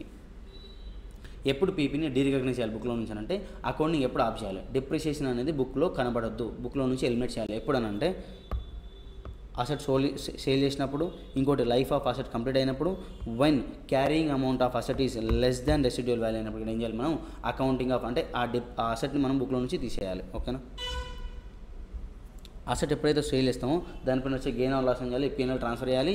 Plus మనం ఏం మాట్లాడుకుందాం? Revaluation gain. ఒకవేళ అసెట్ కనుక రీవాల్యుయేషన్ మోడల్కి వెళ్ళిపోయి ఉంటే రీవాల్యుయేషన్ గెయిన్ వచ్చి ఉంటే ఆ రీవాల్యుయేషన్ గెయిన్ ఏం చేయాలి? ఈ 3 కేసులో should be transfer to retained earnings అనమాట. ఓకేనా? ఇది ఎగ్జాంపుల్. ఇది changes in existing decommissioning, dismantling, site restoration. మనం చెప్పుకున్నాం కదా, ఎప్పుడైనా గుర్తుపెట్టుకోండి, సైట్ రిస్టోరేషన్ కావచ్చు, డీకమిషనింగ్ కావచ్చు, డీకమిషనింగ్ కావచ్చు, డిస్మాంట్లింగ్ ఎక్స్పెన్స్ కావచ్చు, ఇట్ ఈజ్ ఏ ఫ్యూచర్లో వచ్చే ఖర్చు. సో మనం ఏం చేస్తాం? ఇలా ఎస్టిమేట్ చేసి ఉంటాం. సో ఎస్టిమేట్ ఎప్పుడైనా ఏమవుతుండొచ్చు? మేబీ చేంజ్ అయ్యే ఛాన్సెస్ ఉన్నాయి కదా. అదే ఆ పాయింట్ మనం ఇప్పుడు మాట్లాడుకునేది. చేంజ్ అనేది ఎప్పుడు వస్తుండొచ్చు అంటే మేబీ బికాస్ రీజన్స్ ఏమై ఉండొచ్చు? చేంజ్ ఇన్ డిస్కౌంటింగ్ ఫ్యాక్టర్ అయి ఉండొచ్చు, చేంజ్ ఇన్ అమౌంట్ అయి ఉండొచ్చు, చేంజ్ ఇన్ టైమింగ్ అయి ఉండొచ్చు అనమాట. ఈ 3 reasons వల్ల మేబీ ఎస్టిమేట్ను డీకమిషనింగ్ అమౌంట్ కావచ్చు, సైట్ రిస్టోరేషన్ అమౌంట్ కావచ్చు, డిస్మాంట్లింగ్ అమౌంట్ కావచ్చు, మేబీ చేంజ్ అయ్యే ఛాన్సెస్ ఉన్నాయన్నమాట. దాన్ని ఎలా అకౌంటింగ్ చేయాలరా అంటే అకౌంటింగ్ ట్రీట్మెంట్ ఏంటరా అంటే ఒకవేళ మనం కనుక అసెట్ని కాస్ట్ మోడల్ వాల్యూ వేస్తే ఈ డీకమిషనింగ్ చేంజెస్ ఏదైతుందో అది మనం పీపీకి కాస్ట్ ఆఫ్ పీపీతోని అడ్జస్ట్ చేయాల్సి ఉంటుంది. ఒకవేళ డీకమిషనింగ్ మనం ఏదైతే చేంజ్ అయితే అనుకున్నామో దానివల్ల ఇంక్రీజ్ ఇన్ ప్రొవిజన్ ఫర్ డీకమిషనింగ్ అయితే అసెట్కి యాడ్ చేయాలి. అండ్ ఎంట్రీ ఏం వస్తుంది అంటే పీపీ అకౌంట్ అటు ప్రొవిజన్ ఫర్ డీకమిషనింగ్ వస్తుంది అనమాట. ఒకవేళ మనం చేంజ్ చేయడం వల్ల ప్రొవిజన్ ఆఫ్ డీకమిషన్ డిక్రీజ్ అయింది, అసెట్లో నుంచి డిక్రీజ్ చేయాలి, provision for decommission to PP చేయాల్సి ఉంటుంది. ఒకవేళ మనం అసెట్ కనుక రీవాల్యుయేషన్ మోడల్లో మనం వాల్యూ చేసి ఉంటే ఈ డీకమిషనింగ్ చేంజెస్ అనేది ఎట్లా ఎఫెక్ట్ చేయాలరా అంటే increase in provision for decommissioning అయ్యి ఉంటే revaluation reserve to provision for decommissioning చేయాలి. ఒకవేళ డిక్రీజ్ అయ్యి ఉంటే ప్రొవిజన్ ఫర్ డీకమిషనింగ్ అనేది ఎంట్రీ ఏమొస్తుందంటే provision for decommission to revaluation reserve వస్తుంది అనమాట. ఓకేనా? ఇవి ఎంట్రీస్. ఒక చిన్న ఎగ్జాంపుల్ తీసుకొని చెప్తాను మీకు, వినండి. పీపీ కాస్ట్ 100 crores ఉంది, లైఫ్ 5 years ఉంది. డీకమిషనింగ్ కాస్ట్ 10 crores ఉండే, discounting factor 10%. Other cost 90 crores. మొత్తం టోటల్ వాల్యూ ఆఫ్ అసెట్ ఎంత? 100 crores అనమాట. దాంట్లో ఏమైంది 90 ఏమో అదరు, ఒక 10 crores ఏమో డీకమిషన్ వల్ల వచ్చిన ఖర్చు అనమాట. So at the end of year 2 decommissioning cost అనేది 10 crores నుంచి 15 crores పెరిగింది. అప్పుడు ఎలా అకౌంటింగ్ చేయాలి? ఫస్ట్ ఒకవేళ అసెట్ కనుక కాస్ట్ మోడల్ వాడితే చేయమని చెప్తున్నవాడు. నెక్స్ట్ రీవాల్యుయేషన్ మోడల్ వల్ల ఒకవేళ అసెట్ కనుక నువ్వు చేసి ఉంటే ఎలా అకౌంటింగ్ చేసామని చెప్తున్నాడు క్వశ్చన్లో. ఓకేనా? ఫస్ట్ ఒకవేళ అసెట్ కనుక కాస్ట్ మోడల్ వాడి ఉంటే ఇయర్ 1 కాస్ట్ ఆఫ్ పీపీ ఎంత? 90 crores other cost plus decommission present value of decommission cost add చేస్తే 96.2 CR అనమాట కాస్ట్ ఆఫ్ అసెట్ ఫస్ట్ ఇయర్లో. సో డెప్రిషియేషన్ చేస్తే ఏమొస్తుంది? లైఫ్ 5 years కదా, డెప్రిషియేషన్ ఎంత వస్తుంది? 19.24 డెప్రిషియేషన్ వచ్చింది. క్యారింగ్ అమౌంట్ ఎంత వచ్చింది? 76.96 crores వచ్చింది అనమాట. If there is a change in decommissioning expense from 10 CR to 15 CR, year 2లో ఏమైంది? డీకమిషనింగ్ ఎక్స్పెన్స్ 10 CR నుంచి 15 CRకి పెరిగిందనమాట. పెరగడం వల్ల ఏమవుతుందంటే మనం ఏం చేయాలి? కాస్ట్ మోడల్ వాడుతున్నాం కాబట్టి ఆ ప్రొవిజన్ ఫర్ డీకమిషనింగ్ అనేది పెరిగినా తగ్గినా ఎక్కడ ఎఫెక్ట్ చేయాలి? కాస్ట్ ఆఫ్ పీపీకి ఇవ్వాలి. కాబట్టి ఇప్పుడు మనం ఏం చేస్తున్నాం అంటే ఎంత చేంజ్ వచ్చింది, ఆ ప్రొవిజన్ అనేది పెరిగిందా తగ్గింది, ఎంత పెరిగిందో ఎంత తగ్గిందో చెక్ చేసుకున్నాం మనం. ఇప్పుడు increase in decommissioning expense 5 crores పెరిగింది, దాని ప్రజెంట్ వాల్యూ తీసుకొస్తే 3.42 crore అయిందనమాట. అది ఏమైంది? ప్రొవిజన్ ఫర్ డీకమిషన్ పెరిగింది. పెరిగితే ఏం చేయాలి? అసెట్కి యాడ్ చేయాలి. సో యాడ్ చేసినాం మనం ఇక్కడ. ఎంట్రీ వచ్చింది PP account 3.4 crore to provision for decommission expense. ఇది కాస్ట్ మోడల్. రీవాల్యుయేషన్ మోడల్ చూసుకుందాం. ఇప్పుడు రీవాల్యుయేషన్ మోడల్లో ఫస్ట్ ఇయర్ ఏం చేసినాం? నార్మల్ డెప్రిషియేషన్ చేస్తే అంత వచ్చింది. క్యారింగ్ అమౌంట్ అంత వచ్చింది 76.96 వచ్చింది. సెకండ్ ఇయర్లో మనం డీకమిషనింగ్ ఎక్స్పెన్స్ కూడా వచ్చింది అనమాట. ఫస్ట్ ఏం చేయాలి? మనం ఫేర్ వాల్యూ ఆఫ్ అసెట్కి ఎఫెక్ట్ ఇవ్వాలి. 85 crores వచ్చిందనమాట. అసెట్ వాల్యూ ఎంత ఉంది? క్యారింగ్ అమౌంట్ 76.96 వచ్చింది. సో ఇక్కడ ఏం రీవాల్యుయేషన్ వల్ల ఏమైంది? రీవాల్యుయేషన్ గెయిన్ వచ్చింది కాబట్టి అసెట్ యాడ్ చేస్తున్నాం. PP account 8.04 crore to revaluation reserve 8.04 crore వచ్చినాం. సో అసెట్ వాల్యూ ఏమైంది?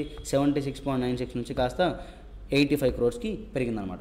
ఇప్పుడు treatment of changes in decommissioning cost. Decommissioning cost పెరిగింది కదా, డీకమిషనింగ్ కాస్ట్ ఎంత పెరిగింది? 5 crores పెరిగింది. బట్ దాని ప్రజెంట్ వాల్యూ ఎంత? 3.42. ఒకవేళ డీకమిషనింగ్ కాస్ట్ కనుక పెరిగితే పెరిగినప్పుడు అసెట్ అనేది రీవాల్యుయేషన్ మోడల్ అయితే ఆ ఎఫెక్ట్ అని ఎక్కడ ఇవ్వాలి? ఆ రీవాల్యుయేషన్ రిజర్వ్ ఇవ్వాలి. సో రీవాల్యుయేషన్ రిజర్వ్ ఎంత రిడ్యూస్ చేయాలి? 3.4 crores. ఎంతైతే మనకు డీకమిషనింగ్ కాస్ట్ పెరిగిందో అంత రీవాల్యుయేషన్ అకౌంట్కి ట్రాన్స్ఫర్ అయ్యి టు ప్రొవిజన్ ఫర్ డీకమిషనింగ్ ఎక్స్పెన్స్కి ట్రాన్స్ఫర్ చేస్తే సరిపోతుంది. ఇదనమాట. ఒకవేళ changes in existing decommissioning dismantling site restoration cost ఏమైనా చేంజ్ ఉంటే ఇలా చేయాలి కాస్ట్ మోడల్లో, రీవాల్యుయేషన్ మోడల్లో. ఓకేనా? Next spare parts, tools, serving equipment అవన్నీ if they are meet definition of PP covered under AS10 లేకపోతే పీపీ ట్రాన్స్ఫర్ పిఎన్ఎల్కి ట్రాన్స్ఫర్ చేయాల్సి ఉంటుంది. If PP acquired together with consolidated price. ఇప్పుడు ఏం చేసినట్టే మనం ఒకటే పీపీ కాకుండా ఒక 4-5 PPs at a time 4-5 assets at a time కొన్నాం అనమాట. అన్నిటి కలిపి సపరేట్ రేట్ కొనకుండా అన్నిటి కలిపి ఒక అమౌంట్ మాట్లాడుకున్నాం. దాన్ని కన్సాలిడేటెడ్ ప్రైస్ అంటారు అనమాట. అలాంటి కేసులో ఎట్లా అకౌంట్ చేయాలని నేర్చుకుంటాం మనం. ఫర్ ఎగ్జాంపుల్ ఎట్లా చేయాలంటే total actual amount paid for all assets divided by total fair value of all assets into fair value of respect effect చేస్తే మనకు అకౌంటింగ్ వచ్చేస్తుంది అనమాట. ఒక ఎగ్జాంపుల్ తీసుకుందాం. మనం ఏం చేసినామంటే ఇవన్నీ అసెట్లు కొన్నాం, దాని ఫేర్ వాల్యూ ఇట్లున్నాయంట. మనం యాక్చువల్ ప్రైస్ ఎంత పే చేసినాం రా అంటే 40 lakhs పే చేసినాం. ఈ అన్ని అసెట్స్ కలిపి 40 lakhs పే చేసినాం. ఈ దానికింత మనకు తెలియదు అనమాట.